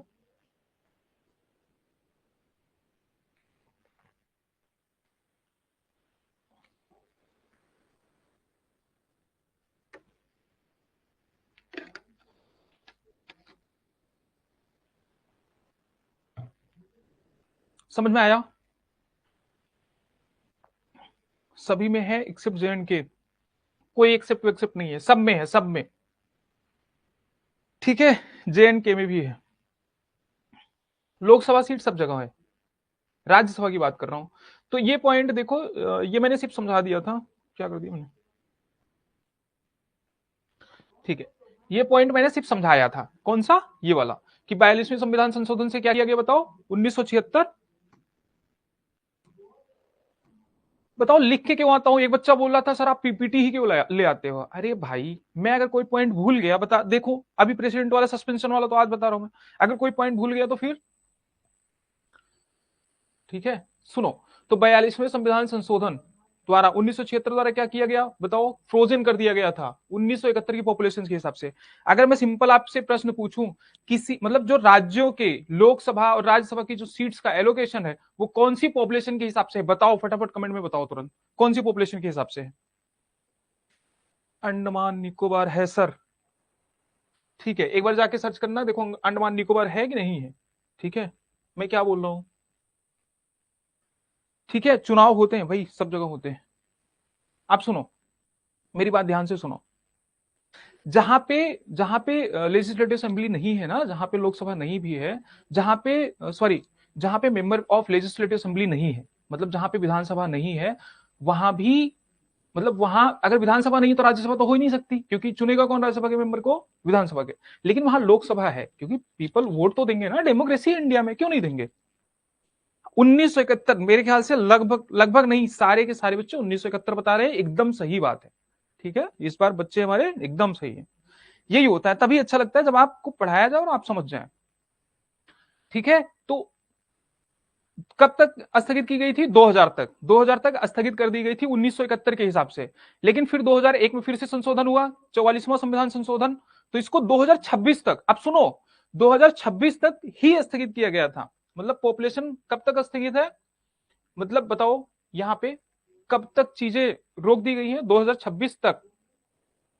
तो 1991 के पॉपुलेशन से इंटरनल एडजस्टमेंट हुआ, आंतरिक पुनः समायोजन। ठीक है, तो वापस से 47वें संविधान, सॉरी 87वें मतलब 87th कॉन्स्टिट्यूशनल अमेंडमेंट एक्ट से, ठीक है, मतलब जो 2003 में आया था।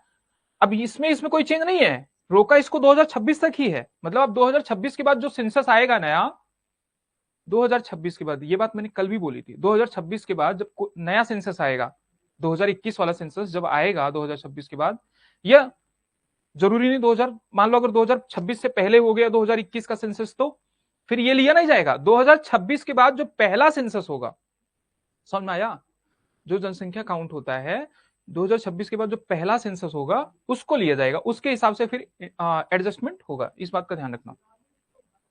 ठीक है, मतलब सीटों को रिवाइज कर सकते हैं, ये मैंने आपको बता ही दिया, समझा ही दिया था, ये मैंने आपको ऑलरेडी बता दिया था। जम्मू कश्मीर, मतलब ये तीन, दिल्ली, ठीक है, पुदुचेरी और जम्मू एंड कश्मीर, तो ये पॉइंट याद रखना। ठीक है, इनका प्रतिनिधित्व है, बाकी में पॉपुलेशन है नहीं इतनी। मैंने क्या बताया था, प्रेसिडेंट नॉमिनेट करता है 12 लोगों को, फील्ड कौन सी है ये याद रख लो, अपने मन से स्पोर्ट्स वगैरह नहीं मारना है। ठीक है, तो art, literature, science and social service, तो ये 4 चीजें याद रख लो। ठीक है, तो अब सुनो, राज्यसभा इस एक कंटिन्यूइंग चैम्बर, मतलब ये कंटिन्यूइंग चैम्बर है, अब ये कभी डिसॉल्व नहीं होती, कभी ये भंग नहीं होती है। ऐसा नहीं कि इसका चुनाव होने लगा तो इसको भंग कर दिए गए। अब ये पॉइंट समझो, ठीक है, बहुत ध्यान से समझना।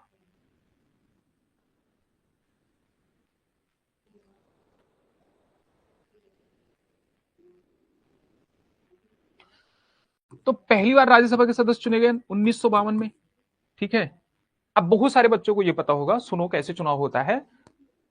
जो राज्यसभा के जो मेंबर होते हैं, कितने मेंबर है बताओ, 233 मेंबर जो चुने जाते हैं। ठीक है, अब इसमें से तो एक आध तो वैकेंसी भी रहती है। वैकेंसी क्यों रहती है, मेरी बात बहुत ध्यान से सुनना, मैंने अभी आपको वाइस प्रेसिडेंट का रिमूवल प्रोसेस नहीं बताया है। ठीक है, तो ये मैं बताऊंगा जैसे ही, मतलब इसके बाद या तो स्पीकर, डिप्टी स्पीकर और चेयरमैन के, डिप्टी चेयरमैन के रिमूवल के साथ में बताऊंगा। ठीक है, ये फिर जब मेजोरिटी बताऊंगा तब बताऊंगा, मतलब इसके जस्ट बाद ही बताऊंगा, लेकिन अभी पहले राज्यसभा का जो बता रहा हूं उसको सुनो। ठीक है, तो कैसे चुनाव होता है, मान लो यहां पे कितने लोग चुने गए। ठीक है, मैं एक एग्जांपल दे रहा हूं, सभी ऑल मेंबर चुने गए 233 मान लो। ठीक है, अब ये बोलोगे आप 3 से डिवाइड नहीं हो रहा है, तो इसलिए एक नंबर ले लेते हैं जो 3 से डिवाइड होता है। क्यों 3 से डिवाइड क्यों होता है, क्योंकि हर 2 साल बाद 1/3 मेंबर क्या होते हैं,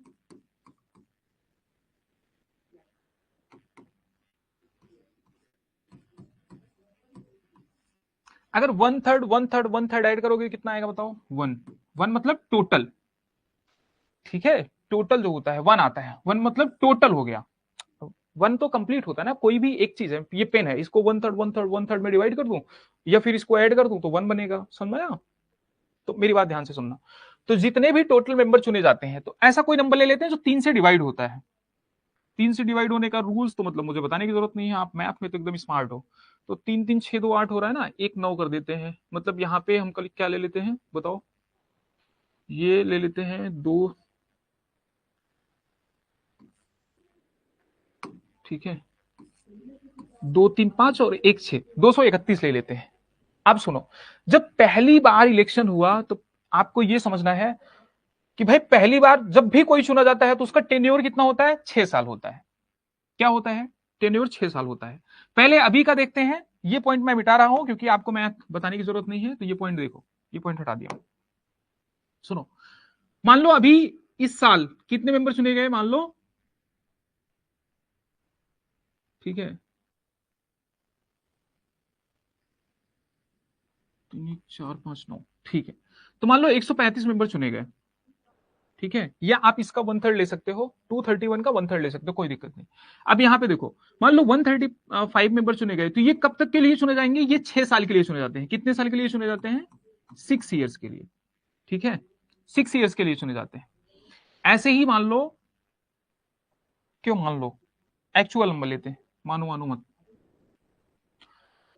231 का वन थर्ड क्या होता है बताओ, 231 का वन थर्ड क्या होता है? अब ये कंफ्यूज मत होना फिर आधे मेंबर को, सर किस लिए 12 लोगों को चुना जाता है बेटा, इसको मैंने क्या बोला, एक्सपी क्या बोलते हैं, एलीट सदन बोलते हैं, एलीट सदन बोलते हैं। एक बच्चा बोल रहा है 12 लोगों को क्यों नॉमिनेट करते हैं, एलीट सदन होता है और कुछ और भी रीजन होते हैं, ठीक है। मान लो कोई ऐसा पर्सन है जो बुद्धिमान तो बहुत है, इंटेलेक्चुअल है, सारी चीजें अच्छी हैं, बट पॉपुलेशन में उसका क्रेज नहीं है। पॉपुलेशन में कौन जीतते हैं आपको खुद ही पता है। तो एक बच्चा बोल रहा है 77, तो इसका वन थर्ड कितना होगा भाई, देखें, हाँ, तो 3 से बन जाए 21 और 3 से बन जाए 21, तो 70 लोग हैं, ठीक है, बिल्कुल बिल्कुल बिल्कुल बिल्कुल, बस बस अब यहां ध्यान दो। तो हर, अब देख लो, मान लो 77, फिर 2 साल बाद 77, फिर 2 साल बाद 77,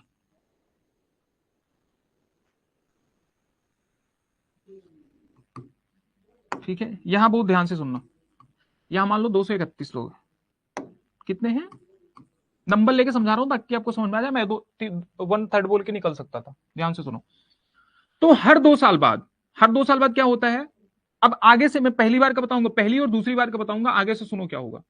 तो इसमें से हर 2 साल बाद कितने मेंबर रिटायर्ड होंगे, वन थर्ड मेंबर रिटायर हो जाएंगे। तो मतलब 77 लोग रिटायर्ड हो जाएंगे, लेकिन चुनाव कितने का होगा, फिर से 77 लोगों का होगा, फिर से वन थर्ड लोगों का चुनाव हर 2 साल बाद, मतलब हर 2 साल में चुनाव भी होगा और हर 2 साल में वन थर्ड रिटायर्ड भी होंगे। तो बताओ सीट उतनी ही रहेगी कि नहीं, तो ये कंटिन्यूइंग चेंबर बोलते हैं इसको, ठीक है। तो यहाँ ये 77 लोग रिटायर्ड हो गए, मतलब ये रिटायर्ड हो गए और फिर से अलग से 77 लोगों का चुनाव हो गया। उसी तरीके से फिर से वन थर्ड रिटायर्ड हो गए और फिर से इनका चुनाव हो गया, मतलब फिर से इसमें इलेक्शन हो गया, ठीक है। तो यहां 77 लोग चुने गए और 77 लोग, मतलब इनका टेन्योर पूरा हो गया। क्या हो गया, टेन्योर पूरा हो गया। तो ये बात समझ में आई कि मतलब वन थर्ड लोग, हर 2 साल बाद वन थर्ड लोग रिटायर हो रहे हैं और हर 2 साल बाद, सुनो ध्यान से, हर 2 साल बाद मतलब उसी साल में फिर 77 लोगों का चुनाव हो रहा है। पहला पॉइंट याद रखना। दूसरा पॉइंट सुनो, ठीक है, ये तो इंपॉर्टेंट था। अब इसके बाद ये सुनो कि अच्छा ये बताओ, मान लो जो यहाँ पे एक 77 वाला, एक 77 बच गया ना, तो अब ये तीसरे साल इसका 77 पूरा हो जाएगा, मतलब यहां 77 रिटायर हुए, यहां रिटायर हुए, यहां रिटायर हुए। तो इस तरीके से इनका जो कार्यकाल होता है, जो इनका टेन्योर होता है, वो 6 साल होता है, ठीक है। अब यहां समझ में नहीं आया होगा, अब स्टार्टिंग से बता रहा हूं तब समझ में आएगा। वहां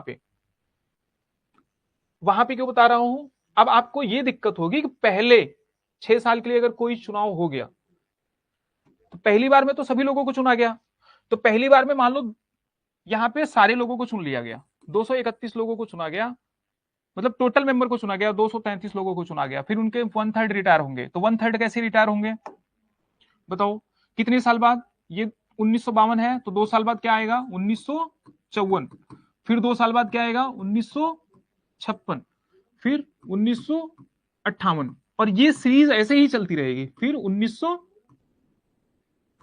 60। और फिर अब मैं आपको बता रहा हूं, ध्यान से सुनना। आपको कंफ्यूजन सिर्फ यहां है, आपके मन में 1000 सवाल आ रहे होंगे, पहली बार में किसको रिटायर किया गया।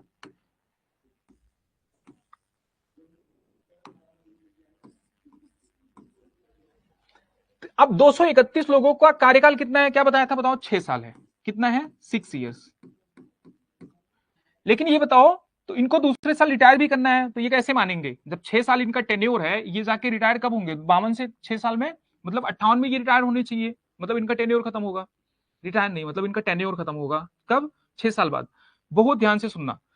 लेकिन अब इसके 1/3 मेंबर को तो यहां रिटायर होना है, मतलब 77 लोगों को यहां क्या करना है, टेन्योर पूरा करना है। तो फिर वहां चिट निकाली गई, चिट समझते हो, लॉटरी नेम, ठीक है, नेम निकाला गया, ऐसे पर्ची बनाई गई, पर्ची बना के ऐसे उड़ाया गया, और पर्ची में जिसका जिसका नाम आ गया 77 लोगों का, वो विदा हो गए। समझ में आया। तो ऐसा कब तक किया गया था, 1954 में और 1956 में। ठीक है, तो इनका क्या आया, नेम कहां आया, नेम इन लॉट,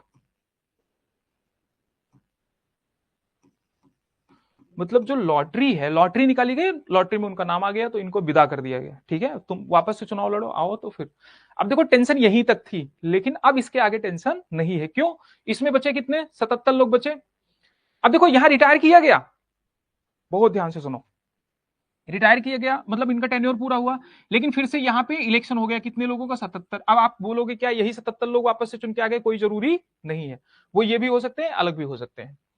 तो फिर से 231 हो गए। ठीक है, फिर से 231 हो गए। अब सुनो, फिर यहां पे जो पुराने वाले, इसमें से इस 200, ऐसा नहीं कि ये साल वाले, अब ये तो 6 साल चलेंगे, ये 6 साल चलेंगे। ठीक है, दिमाग पे जोर डालना, समझ जाओगे। तो ये 6 साल चलेंगे, तो ये जाके कहां रिटायर होंगे, 1960 में। फिर से 77 लोगों को फिर से यहाँ पे, जो भाई ये तो 231 चुने गए थे 1952 में, तो इनके साथ तो बेईमानी हो रही ना, अगर इनको रिटायर किया जा रहा है। लेकिन लॉटरी में नाम डाला और पर्ची उड़ाई, पर्ची उड़ा के इनको क्या कर लिया, किनारे कर दिया। अब फिर से यहाँ पे चुनाव हुए, 77 लोग फिर से हो गए। तो पॉपुलेशन तो 233 ही है, 231 नहीं है, 233 है। मैं होल नंबर इसलिए ले रहा हूं ताकि समझने में आसानी हो। तो यहाँ पे क्या कर दिया गया, बताओ, सुनो, यहाँ पे क्या हुआ, तो फिर ये चुनाव हो गया। अब कोई दिक्कत है ही नहीं, अब यहाँ पे जो 77 लोग बच गए वो तो यहाँ रिटायर होंगे ही, और जब रिटायर होंगे ये 77 लोग, तो फिर से 77 लोगों का यहाँ पे क्या होगा, इलेक्शन होगा। और सेम वे अब ये चलते रहेंगे, अब ये वाला यहाँ रिटायर होगा, और ये वाला 6 साल बाद, ये 6 साल बाद, और ये इस तरीके से ऐसे ही चलता रहेगा। ठीक है, तो हर 2 साल में, हाँ एक बच्चा लिख रहा है कि हर 2 साल में राज्यसभा के 1/3 मेंबर रिटायर हो जाते हैं, और उनका जो टेन्योर होता है वो कितने साल होता है, 6 साल होता है। बस ये 2 पॉइंट याद रखना था, बस ये तो मैंने आपको समझाने के लिए समझाया। ठीक है, अगर आपको मतलब मुश्किल है समझने में, तो थोड़ा सा एक बार देखो, फिर भी नहीं समझ आते तो फिर रट लो, जैसे किताब में जो लिखा है। ठीक है, वो आपके लिए सबसे सरल पॉइंट है, कोई चीज रटो मत। अब यहां देखो, तो राज्यसभा क्या है, एक सतत सदन है, ये मैंने आपको जो लिखा है यहाँ पे वो समझाया है। संसद के जनप्रतिनिधित्व अधिनियम, ये इंपॉर्टेंट नहीं है, पारित किया, जिसके अनुसार राज्यसभा के सदस्यों का कार्यकाल कितना किया गया, 6 साल किया गया। तो अब ये प्रावधान बना सकते हैं, राष्ट्रपति जो है वो राज्यसभा के सदस्यों से संबंधित प्रावधान बना सकता है, इस बात का ध्यान रखना। ठीक है, तब इनका कार्यकाल आदेश 1952 पारित किया गया। इनका ये पूछेगा ही नहीं, ये आपसे एग्जाम में नहीं आएगा। एग्जाम में क्या पूछा जाएगा, बताओ, एग्जाम में क्या पूछा जाएगा, कितना साल इनका कार्यकाल है और कितने साल में रिटायर्ड होते हैं 1/3 मेंबर। ठीक है, तो हर 2 साल में राज्यसभा के 1/3 मेंबर रिटायर हो जाते हैं। अब इनका इलेक्शन कैसा होता है, ये भी थोड़ा सा कॉम्प्लिकेटेड है, मतलब टेंशन मत लेना, थोड़ा कॉम्प्लिकेटेड है। सर आप हिस्ट्री कब से स्टार्ट करेंगे, हिस्ट्री बहुत जल्दी स्टार्ट करेंगे, ज्यादा से ज्यादा, मतलब पॉलिटी तो वैसे भी 10 दिन में खत्म हो जाएगी, तो उसका टेंशन मत लो। जो बच्चे थे उनका नाम तो लॉट में निकाला गया था ना, लॉट में निकाला गया था, हाँ मैंने लॉट का बता दिया आपको, तो लॉट में ही निकाला गया था। ठीक है, यहाँ पे देखो, राज्यसभा के लिए चुनाव, चुनाव प्रणाली क्या होगी, तो वो मैं आपको बता रहा हूं आपस से। क्वालिफिकेशन फिर से 4 पॉइंट याद करनी है। अब सुनो, अब सीट्स वगैरह आपने देख ली, अब देखो, क्वालिफिकेशन 4 पॉइंट निकाला गया।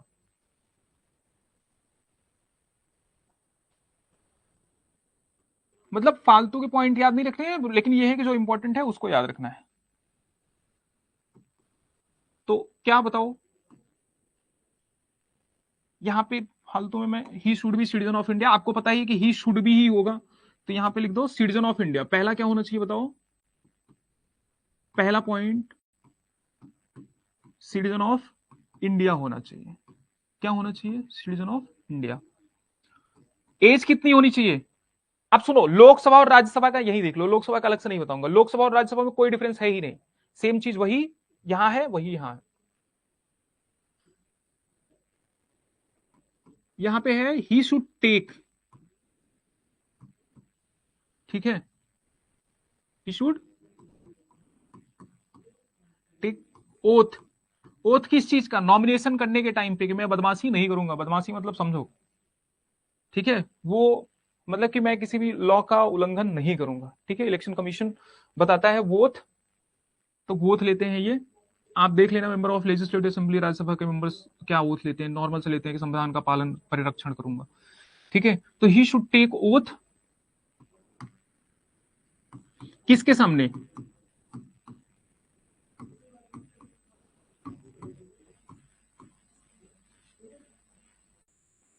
यहां पे आप पर्सन लिख लो, इलेक्शन कमीशन ऑफ इंडिया, मतलब इलेक्शन कमीशन ऑफ इंडिया द्वारा एक रिटर्निंग ऑफिसर होता है, ठीक है, यहां पे लिख लो in front of returning officer. Returning officer कुछ नहीं होता, मतलब जो चुनाव, मतलब जो इलेक्शन कमीशन होता है, इलेक्शन कमीशन के पास वैसे, मतलब इलेक्शन कमीशन में वैसे जनरली जो काम करने वाले लोग होते हैं वो ऐसे, मतलब बहुत सारे लोग काम नहीं करते हैं इलेक्शन कमीशन में, तो क्या होता है, जैसे ही इलेक्शन नजदीक आता है वैसे ही वो जो सरकारी कर्मचारी होते हैं, जो ब्यूरोक्रेट्स वगैरह होते हैं, उन्हीं को अपना काम सौंप देते हैं, और उनको कंपलसरी होता है, उनके लिए कंपलसरी होता है कि जो काम उनको इलेक्शन कमीशन ने सौंपा है वो करें, ठीक है, तो मतलब मतलब मैं नहीं बताऊंगा, चलो छोड़ो, ठीक है, तो होता क्या है कि जैसे जो डिस्ट्रिक्ट मजिस्ट्रेट वगैरह होते हैं, जो डिस्ट्रिक्ट लेवल पे सब रिटर्निंग ऑफिसर किसको बना देते हैं, डीएम को, देखते नहीं हो कि प्रधानमंत्री मोदी जाके पर्चा देते हैं, तो वो वैसे ही होते हैं रिटर्निंग ऑफिसर, तो वो स्टेट के लेवल पे, स्टेट के लेवल पे, और बताओ कहां पे, ठीक है, डिस्ट्रिक्ट लेवल पे और तहसील लेवल पे सभी अलग अलग रिटर्निंग ऑफिसर बना देते हैं। रिटर्निंग ऑफिसर का मतलब कुछ नहीं होता, रिटर्निंग ऑफिसर का मतलब जो एक रिस्पॉन्सिबल पर्सन होता है एक टेरिटरी में चुनाव करवाने के लिए, ठीक है,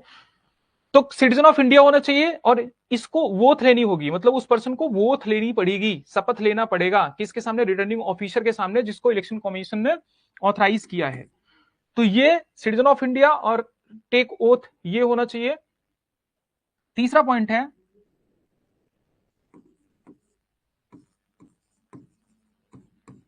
ही शुड नॉट हैव, मतलब उसे,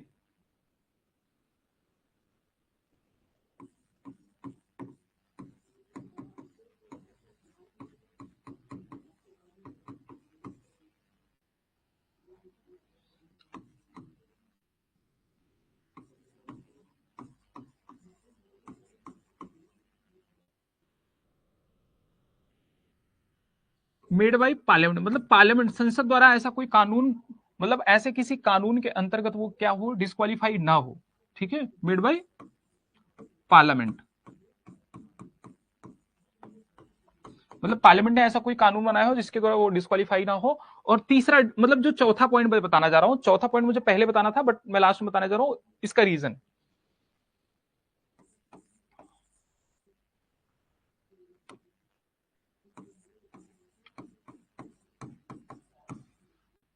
क्या,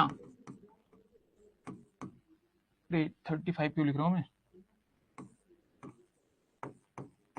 30 ईयर्स ऑफ एज, लोकसभा का चुनाव अगर किसी सदस्य को लड़ना है तो ये तीनों क्वालिफिकेशन तो होनी चाहिए, यहां पे 30 की जगह 25 हो जाता है, बस यही डिफरेंस है और दूसरा कोई डिफरेंस नहीं है। तो ये 4 पॉइंट हैं, इसको ध्यान में रखना।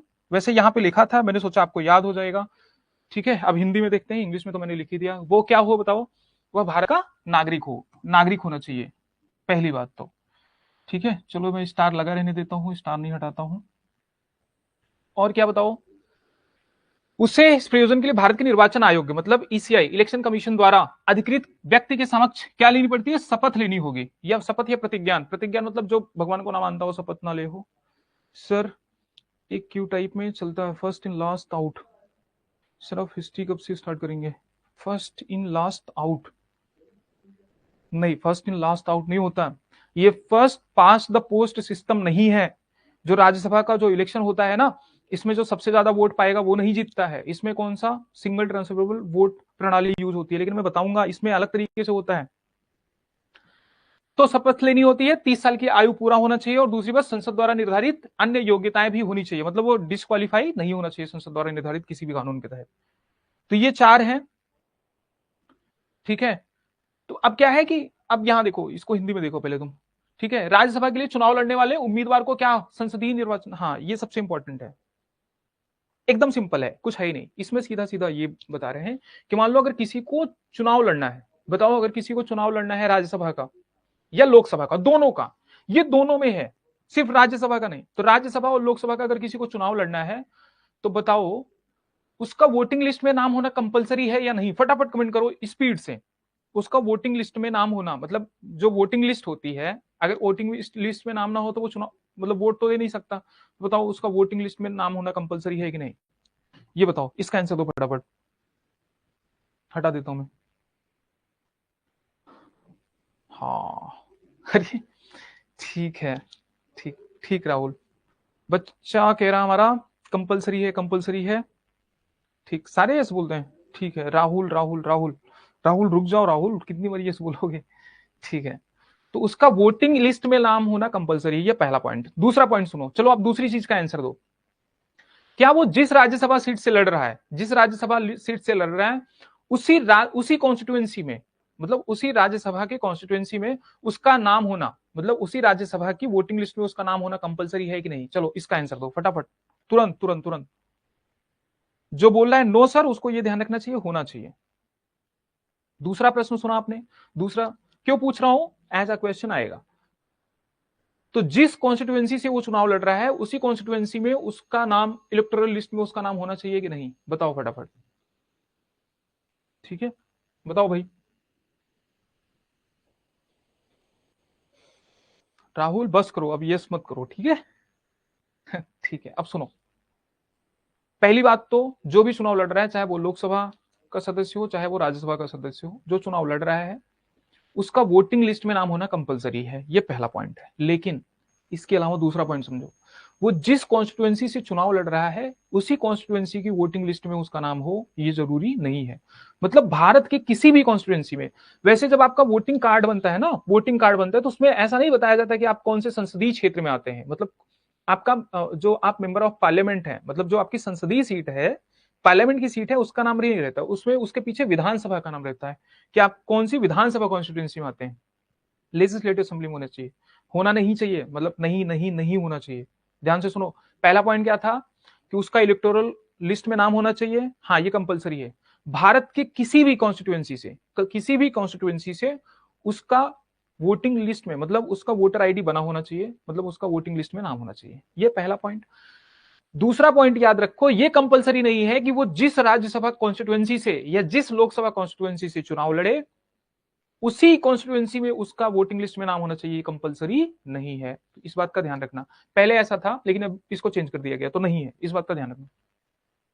क्या है कि यह ध्यान देने योग्य बात है कि अभ्यर्थी, अभ्यर्थी मतलब अरे जो अप्लाई कर रहे हैं, ठीक है, तो जो चुनाव लड़ने वाले हैं, प्रतियोगी जो हैं, देश के किसी भी राज्य के संसदीय निर्वाचन क्षेत्र के लिए मतदाता के रूप में पंजीकृत हो सकते हैं, किसी भी देश के किसी भी विधानसभा से, ठीक है, पंजीकृत हो सकता है, तथा यह आवश्यक नहीं है कि वह उस राज्य में पंजीकृत हो जहां से चुनाव, बताओ जहां से चुनाव हो रहा हो। तो ये बात याद रखना है, यहां गलती मत करना, वो लोकसभा और राज्यसभा के लिए, दोनों के लिए। अब सुनो, बहुत इंपॉर्टेंट बात, ठीक है, फिर से हिंदी वाला देखते हैं। क्यों हिंदी वाला, बताओ क्यों, मैंने ना काफी देर इंग्लिश लिखी, तो अब सुनो, अब हिंदी बियर करो, और हिंदी भी आनी चाहिए। बहुत ज्यादा दिक्कत आएगी किसी को बता देना, मैं इंग्लिश दिखा दूंगा, ऐसा प्रतिज्ञा नहीं ले लिया कि नहीं अब हिंदी ही चलेगी, ठीक है। सुनो बहुत ध्यान से सुनो, अगर ऐसा प्रश्न आ जाए तो ये बताओ आंखें बंद करके कर दोगे, कह रहे कि यदि वह संघ या राज्य सरकार के अधीन किसी पद के, किसी लाभ के पद पर हो, किसी लाभ के पद पर हो, लाभ मतलब ऑफिस ऑफ प्रॉफिट होल्ड करेगा, तो बताओ चुनाव लड़ सकता है, नहीं लड़ सकता है, तो ये तो आपको पहले ही पता है, ये पॉइंट हुआ। दूसरा पॉइंट देखो, मानसिक रूप से अस्वस्थ हो और न्यायालय द्वारा घोषित हो। चलो एक बताओ, एक इंसान है, ठीक है, वो ऐसे ही सड़क वड़क पे पड़ा रहता है, उसको सब पगला बोलते हैं, सब सब पागल है पागल है। बताओ वो चुनाव लड़ सकता है कि नहीं लड़ सकता है? चलो, वह अनुमोदित दिवालिया है, लड़ सकता है कि नहीं लड़ सकता है? फटाफट कमेंट करो, एकदम स्पीड में, एकदम अपना माइंड क्या है स्पीड में ओपन करो।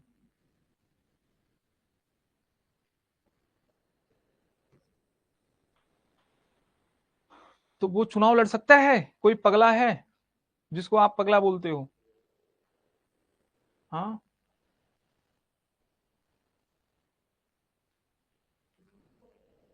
बताओ फटाफट। लड़ सकता है। क्यों लड़ सकता है? रीजन बताओ। ये रीजन है, मतलब आप जिसको पागल बोल दो, बोलो यार ये तो पगला है, ये कैसे चुनाव लड़ रहा है? मतलब आपकी बोलने से थोड़ी ना होता है, या लोगों के बोलने से थोड़ी ना होता है। कहां बताओ न्यायालय द्वारा ऐसा घोषित किया गया हो? किसके द्वारा? न्यायालय द्वारा। लेकिन एग्जाम में ऐसा स्टेटमेंट आ जाए ना कि हैविंग अनसाउंड माइंड, तो बहुत ज्यादा ओवर थिंकिंग मत करना, फिर वो गलत ही है, मतलब पागल है तो नहीं लड़ सकता है, ये ध्यान रखना। ठीक है, उसमें ये स्टेटमेंट दे भी सकता है, नहीं भी दे सकता है। ऐसे मैंने बताया था कि बताओ यूपीएससी ने खुद किसके लिए, चीफ जस्टिस ऑफ इंडिया और हाईकोर्ट के जजेस के लिए इंपीचमेंट शब्द यूज किया है। बच्चे करते तो गलत है, और खुद करके आंसर की सही रिलीज करता है, और जो वो एक बार आंसर की मान लिया ना, अगली बार भी मानेगा। बच्चा लड़ कह रहा है नहीं लड़ सकता। नहीं, जिसको आप पगला बोलते हो ना, पागल नहीं है। ठीक है, मतलब पागल है तो नहीं ही लड़ सकता है, लेकिन उसको न्यायालय द्वारा घोषित भी किया होना चाहिए कि वो चुनाव, मतलब वो पागल है। न्यायालय ने बोला है कि वो पागल है, आपने पगला बोल दिया तो पागल नहीं हो गया। ठीक है, आप तो किसी को पगला बोल दोगे।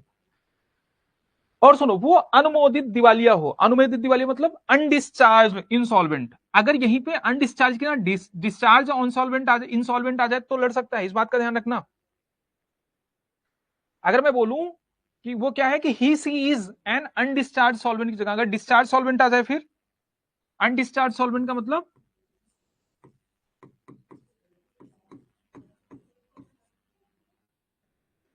दिमाग इतना नहीं लगाना है, इसमें नहीं फंसाएगा यूपीएससी। पूछो यूपीएससी क्यों नहीं फंसाएगा? जो एसएससी वसएससी के एग्जाम होते हैं, वहां पे क्या होता है कि वहां पे वो मतलब बच्चों को छांटते हैं, छटनी परीक्षा होती है, और यहाँ पे बच्चों को सेलेक्ट करते हैं। यूपीएससी की ये खासियत है कि इनकी सीट वैकेंट रह जाएगी, लेकिन ये अयोग्य अभ्यर्थी को कभी भी लेंगे नहीं। तो इनका मेन मोटिव क्या होता है? बच्चे को देखना कि बच्चे के पास नॉलेज है, अंडरस्टैंडिंग है, इसलिए कॉन्सेप्चुअल क्वेश्चन पूछते हैं। इसलिए नहीं पूछते कि सर 1971 में क्या हुआ था, 54 में क्या हुआ था, 55 में क्या हुआ था, 50 में क्या हुआ था, तो ये नहीं पूछते। तो अनडिस्चार्ज इंसॉल्वेंट, तो अनडिस्चार्ज इंसॉल्वेंट, अनडिस्चार्ज मतलब बेटा, अब देखो मान लो किसी ने पैसा ले लिया, अब जैसे मान लिया है, लेके फरार। तो मान लो किसी ने पैसा ले लिया, लोन वोन ले लिया, और उसके पास पैसा है फिर भी नहीं चुका रहा है, और उसको जो जुडिशरी है उसने माफ नहीं किया है। ठीक है, समझ में आया? या फिर मान लो कोई किसी को बैंक ने दिवालिया घोषित कर दिया है, वो दिवालिया घोषित हो गया है, और वो जुडिशरी नहीं गया है, जुडिशरी में उसका केस नहीं हुआ है, तो वो अनडिस्चार्ज है। या फिर जुडिशरी ने किसी को माफ नहीं किया है, तो वो अनडिस्चार्ज है, मतलब उस पर चार्ज लगे हैं।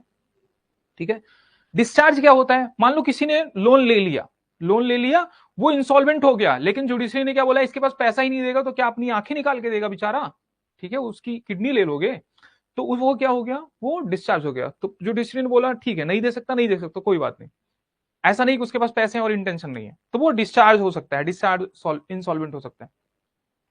ये जो भारत का नागरिक है, अब सुनो ये पॉइंट देखो, ये कितना पॉइंट, ये पॉइंट तो मतलब बच्चे जैसा है। आपको बताओ नागरिकता में क्या बताया था कि अगर कोई भी नागरिक अपनी स्वेच्छा से किसी दूसरे देश की नागरिकता ले ले तो क्या हो जाता है बताओ? उसकी भारत की नागरिकता खत्म हो जाएगी।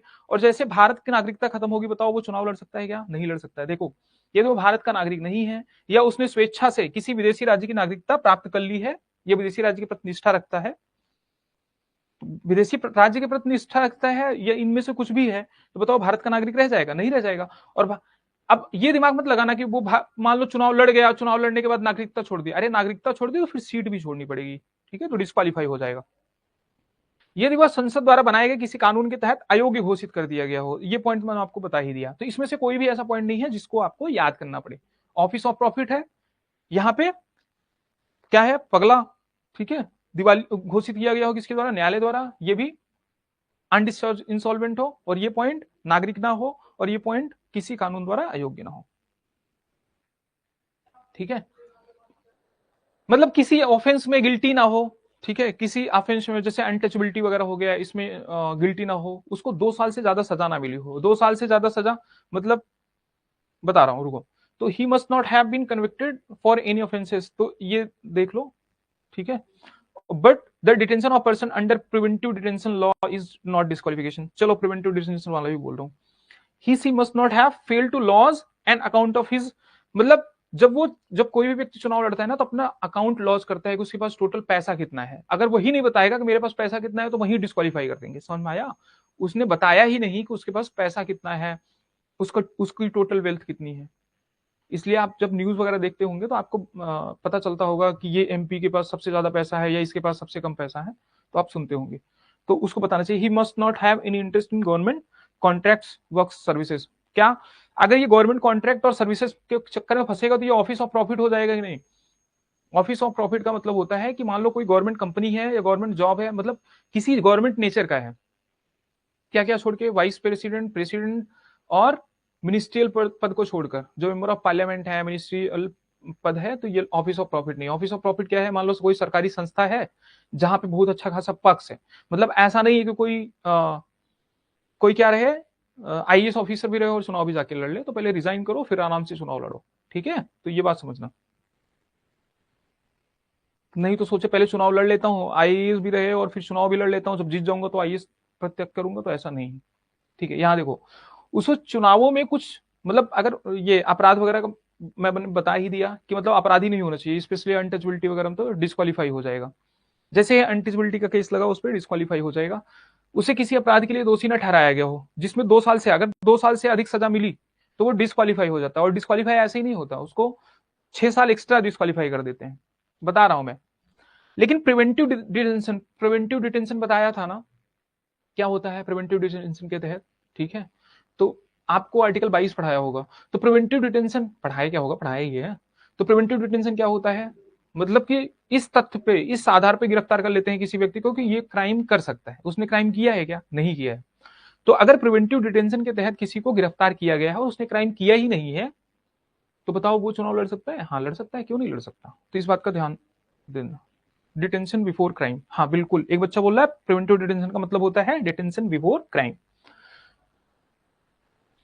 और अगर अपने चुनाव का वो व्यय नहीं दे पाया निश्चित समय के अंदर, कि उसने चुनाव पे कितना खर्च किया है, मतलब वो तो फाइलिंग करता ही है कि आप उसकी कितनी वेल्थ है। दूसरी बात, चुनाव होने के बाद भी अगर वो नहीं, ये नहीं बता पाया कि उसने चुनाव पे अपने खर्च कितना दिया है, किया है, तो भी डिस्क्वालीफाई हो जाएगा। सरकारी अनुबंधों कार्यों सेवाओं में कोई रुचि नहीं होनी चाहिए, तो इस बात का ध्यान रखना। डायरेक्टर और मैनेजमेंट नहीं होना चाहिए किसी पीएसयू में या फिर गवर्नमेंट कंपनी में। तो 25% से अधिक शेयर नहीं होना चाहिए। बच्चों के दिमाग में अब आएगा क्या, उसकी कोई कंपनी है, जैसे अंबानी अडानी कभी चुनाव ही नहीं लड़ सकते? भाई लड़ सकते हैं ना। मैं बोल रहा हूँ प्राइवेट कंपनी है, 1,000 करोड़ या 50,000 करोड़ या 1 करोड़ का बिजनेस करो, कोई फर्क नहीं पड़ता। सरकारी ऑफिस जो है, मतलब जो सरकारी नेचर के हो, तो उसमें मतलब वो पर्सन अपना काम कर रहे हैं, तो ऑफिस ऑफ प्रॉफिट नहीं है। ऑफिस ऑफ प्रॉफिट मतलब जो सरकार है, स्टेट की डेफिनेशन पढ़ाई थी तो वहां से समझो, ऐसा संविधान में नहीं लिखा गया है कि स्टेट की डेफिनेशन जो होगी वही होगा। ठीक है, तो यहाँ ऑफिस ऑफ प्रॉफिट मैंने क्या बताया, संविधान में डिफाइंड है? नहीं है डिफाइंड। ठीक है, क्या ऑफिस ऑफ प्रॉफिट नहीं है? कुछ चीजें संशोधित करके लिखी गई है, जुडिशरी ने बताया है। तो ऑफिस ऑफ प्रॉफिट क्या होगा? जैसे सरकारी ऑफिस वो होल्ड ना करते, ठीक है, प्राइवेट कर सकते हैं। तो यहां पे क्या है बताओ, ही she must not have director और मैनेजिंग एजेंट, और ना ही उसका 25% से अधिक हिस्सेदारी होनी चाहिए। 25% से अधिक हिस्सेदारी नहीं होनी चाहिए, इस बात का ध्यान रखना। और भ्रष्टाचार के तहत या निष्ठाहीनता के तहत उसको कभी मतलब दोषी नहीं ठहराया गया है। उसे विभिन्न समूहों के बीच, मतलब ऐसा नहीं कि वो एनिमिटी बढ़ा रहा है, एनिमिटी बढ़ा रहा है दो ग्रुपों के बीच। इंसाइटमेंट ऑफ ऑफेंसेस बताओ, इसके आधार पर right to speech and expression पे क्या रीजनेबल रिस्ट्रिक्शंस लगा सकते थे ना। अस्पृश्यता, दहेज, सती प्रथा जैसे सामाजिक, मतलब इसमें दंडित ना हुआ। ठीक है, तो प्रिवेंटिव डिटेंशन वाला समझ में आया। और ये डिस्क्वालिफिकेशन का निर्णय कौन करेगा? उसको डिस्क्वालीफाई कौन करेगा बताओ? बताया था कल, इस बताओ फटाफट, स्पीकर करेगा, चेयरमैन करेगा, राष्ट्रपति करेगा? फटाफट बताओ। इन आधार पे अगर वो डिस्क्वालीफाई होता है तो उसको कौन डिस्क्वालीफाई करेगा? फटाफट बताओ, तुरंत बताओ। हम्म, कुछ तो बता रहा था मैं आपको, क्या भूल गया। हाँ, बताओ फटाफट, कौन डिस्क्वालीफाई करता है? एक बच्चा बोल रहा है president of India, president of India, ठीक है सुनो।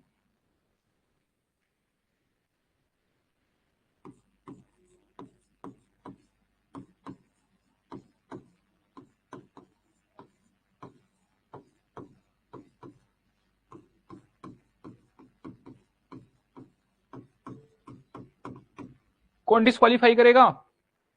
सब प्रेसिडेंट ऑफ इंडिया ही बोलोगे? हाँ ठीक है, इसका मतलब आपको समझ में आया, तो प्रेसिडेंट ऑफ इंडिया। ठीक है, तो कौन डिस्क्वालीफाई करता है? इन सारी चीजों के बेस पे अगर डिस्क्वालीफाई करेगा तो कौन करेगा? President of India. लेकिन सुनो बहुत ध्यान से, सलाह कौन करेगा? इलेक्शन कमीशन ऑफ इंडिया सलाह देगा। तो क्या प्रेसिडेंट अपनी मर्जी से इलेक्शन कमीशन की सलाह मानेगा या मना कर देगा? ऐसा नहीं है, जो इलेक्शन कमीशन ऑफ इंडिया बोलेगा प्रेसिडेंट को वही सलाह मानी है। ये बाइंडिंग है, बाइंडिंग है, क्या है? बाइंडिंग है, इस बात का ध्यान रखना।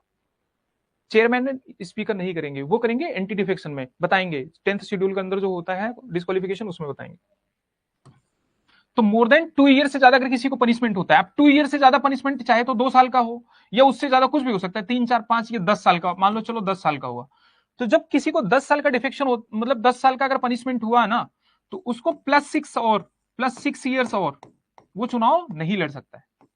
मतलब जब तक तो वो जेल में रहेगा तब तक तो लड़ेगा ही नहीं, मतलब 10 साल तो वो +6 साल और चुनाव नहीं लड़ सकता। तो इस बात का ध्यान रखना। हाँ अब ध्यान से सुनो, एक बच्चा बोल रहा है बहुत सारे नेता होते हैं जिनपे केस दर्ज होता है फिर भी वो चुनाव लड़ते हैं। ध्यान से सुनो, उनपे केस दर्ज होता है ना कि उनको सजा सुनाई गई होती है। सजा सुनाई जाएगी 2 साल से ज्यादा, जब जुडिशरी ने उनको सजा सुना दी तो वो हो जाएंगे डिस्क्वालीफाई। समझ में आया? तो सजा 2 साल से ज्यादा हुई तभी, केस दर्ज होने से कोई फर्क पड़ता नहीं है, मतलब उस सेंस में। बाकी तो आपको पता ही है, ठीक है, भावनाओं पे मत जाओ, ठीक है।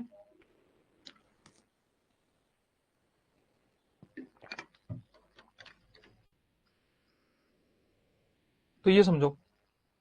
तो सुनो, राष्ट्रपति का निर्णय क्या होगा? अंतिम होगा। हालांकि राष्ट्रपति को इस बारे में संसद की राय लेनी चाहिए, पहली बात, लेकिन संसद वंसद सब छोड़ दो तुम, ये मेन है। क्या भारत के निर्वाचन आयोग, अगर प्रश्न पूछा जाएगा तो ये पूछा जाएगा भारत के निर्वाचन आयोग, ठीक है, जो भारत के निर्वाचन आयोग की सलाह है,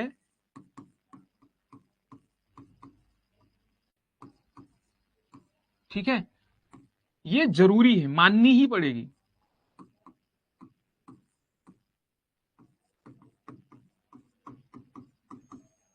ठीक है, तो भारत के निर्वाचन आयोग, ठीक है, तो इलेक्शन कमीशन ऑफ इंडिया की जो सलाह है वो माननी ही पड़ेगी।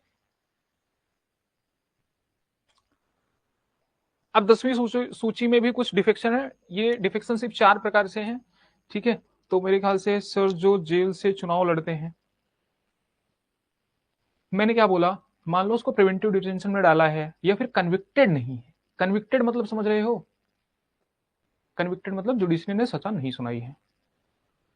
सर लाडला मूवी में अनिल कपूर को जेल होने के बाद भी उसने इलेक्शन क्यों और कैसे लड़ पाया? मेरे बच्चे सुनो, मैंने क्या बोला कि मान लो किसी को पकड़ लिया है, मान लो किसी को प्रिवेंटिव डिटेंशन में ही पकड़ लिया है, तो उसको तो भेजेंगे जेल, रखेंगे ना, हिरासत में रखेंगे, कस्टडी में रखेंगे ना, उस पर सुनवाई भी चलेगी, तो केस चलेगा, उस पर केस चलेगा जब तक सुनवाई नहीं आ जाती, जब तक फैसला नहीं आ जाता कोर्ट का, ठीक है। तो उसको कन्विक्टेड होना चाहिए, सिर्फ उस पर आरोप लगे नहीं होने चाहिए, उस पर कन्विक्टेड होना चाहिए, मतलब जुडिशरी ने सुना दिया 2 साल या 2 साल से ऊपर, तो वो चुनाव नहीं लड़ सकता। इस बात का ध्यान रखना। हाँ बच्चे ने बोला एग्जाम्पल केजरीवाल, केजरीवाल पे क्या लगे हैं बताओ? आरोप लगे हैं, ठीक है, मेरे ख्याल से 2 साल हुआ भी नहीं है केजरीवाल को, ठीक है। तो केजरीवाल पे सिर्फ आरोप लगे हैं, 2 साल तो क्या, केजरीवाल को उठा के अगर 10 साल के लिए भी बंद कर दो, अरे मेरा, अरे हंसाओ मत, मतलब मेरा पॉलिटिकल ऐसा कोई मोटिव नहीं है, मैं ये बोल रहा हूँ कि वो 10 साल के लिए क्यों ही न चले जाए जेल, कोई फर्क नहीं पड़ता। क्या उनको सजा सुनाई गई? बाद में जुडिशरी बोल दी कि नहीं उन्होंने कुछ किया ही नहीं था, ठीक है। अब बेचारे का 10 साल तो वापस लौटाएंगे नहीं, तो लौटाएंगे नहीं, लेकिन क्या है उनको कन्विक्ट तो कर ही देंगे। चलो आगे के पॉइंट्स कल देखेंगे, आज वैसे भी क्लास में मेरे ख्याल से ज्यादा टाइम हो गया, बच्चे हमारे परेशान हो जाए, कितना पढ़ाओगे गुरुजी, ठीक है। किसी का कुछ डाउट है तो पूछ लो। होप है कि क्लास समझ में आई होगी, मतलब इतना कुछ टफ नहीं था। क्या बोल रहे हो टफ था? आपने हमें ऐसे ही बोल के कि क्लास टफ नहीं हो और सारी चीजें टफ टफ समझा दी, ठीक है। खेल करना पड़ता है आप लोगों के साथ में। जो लोग गवर्नमेंट जॉब कर रहे हैं, क्या वो शेयर मार्केट और स्टॉक मार्केट में इन्वेस्ट नहीं कर सकते? ये देखो, मतलब वो दूसरा कोई काम नहीं कर सकते हैं, ठीक है, उनके ब्याह पे मतलब इन्वेस्टमेंट तो कर ही सकते हैं, मतलब वो क्या कर रहे हैं, फाइनेंस का काम कर रहे हैं, मतलब अपनी ऐसा किसी का शेयर इक्विटी नहीं खरीद सकते, बाकी इन्वेस्ट वगैरह कर सकते हैं। Thanks sir, no doubt, thank you so much. ठीक है, आज के लिए क्लास बस इतना ही। इक्विटी नहीं खरीद सकते, इकोनॉमिक्स पढ़ोगे थोड़ा और दिमाग खुलेगा। ठीक है, तो इक्विटी क्या होता है, शेयर क्या होता है, तो ये सारी चीज समझ में आएंगी। ठीक है, नो डाउट। ठीक है बच्चे, ठीक है, चलो बाय। बाय, टेक केयर, और जो पढ़ाया उसको थोड़ा सा रिवाइज करो। ठीक है, रिवाइज करोगे कोई डाउट आएगा ही नहीं। बहुत सारे ऐसे बच्चे होंगे, पक्का बता रहा हूं मैं, जो अभी क्लास देख रहा होगा या फिर रिकॉर्डिंग में क्लास देखेंगे, वो क्या किए होंगे बताओ, वो फंडामेंटल राइट वाइट भूल गए भाई, मैं आपको बता रहा हूं। तो आज भी अगर भूल गए ना, तो उसको जाओगे फटाफट, जो मैंने नोट्स दिया है एटलीस्ट नोट्स ओपन करके तुम रिवाइज करो। जो मैंने नोट्स दिया, आपने नहीं बनाया कोई दिक्कत नहीं, जो मैंने नोट्स दिया वहां से जाके रिवाइज करो फटाफट। सर कभी कभी सुप्रीम कोर्ट भी मजबूर होती है ना, चाहते हुए भी सजा नहीं दे सकती सबूत न मिलने पर। ठीक है, मतलब उनका ये सिद्धांत काम करता है कि मतलब किसी निर्दोष व्यक्ति को सजा ना मिल जाए। मान लो सबूत के अभाव में उन्होंने दे दिया, रियान स्कूल वाला, रियान इंटरनेशनल वाला केस बताया था ना, कि उसमें क्या है कि जिसने जिसने कुछ किया ही नहीं था, जिसने मर्डर नहीं किया था, उसने भी एक्सेप्ट कर लिया, वो कंडक्टर ने, कि मैंने मारा उसको। और बाद में पता चला कि सीबीआई ने जब जांच पाया तो कि उस बच्चे को दूसरे बच्चे ने मारा था।